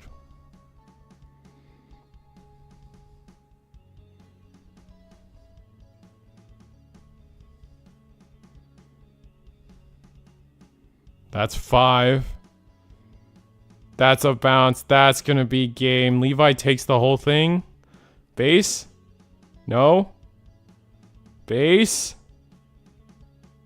Ah, and then the link pair. Oh, we gave him the link pair. Oh my god, the link pair from Shield is what did it. Oh man, the hindsight.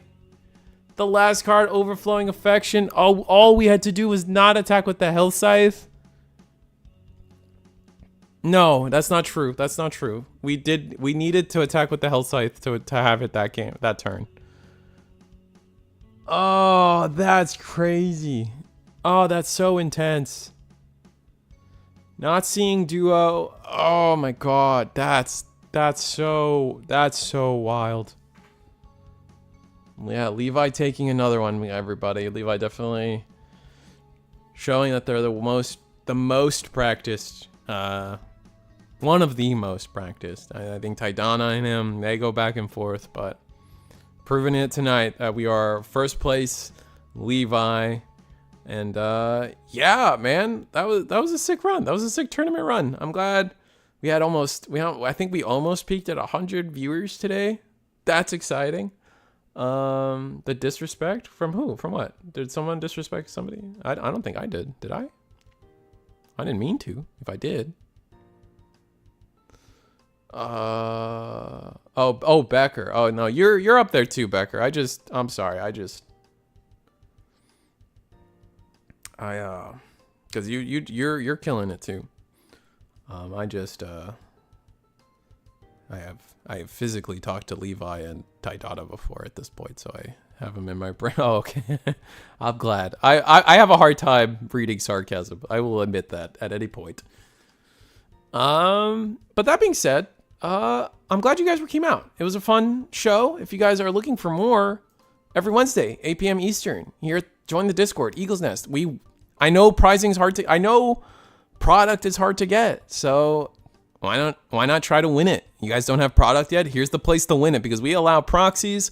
It's every Wednesday at 8 p.m. A full box of prizing is given to the top cut every week for the next foreseeable future. So here's your chance. And yeah, no, that's about it. The only sellout I really have, other than a bunch of Digimon stuff, is become a channel member. It helps me out, helps me do the content thing for you guys. So if you guys are looking for more stuff, definitely appreciate it. It was a fun time. Thanks for streaming. Thank you. Thanks for coming, man. Like without the chat to yap and bounce off of, it's definitely a different experience doing it alone. So I appreciate the chat.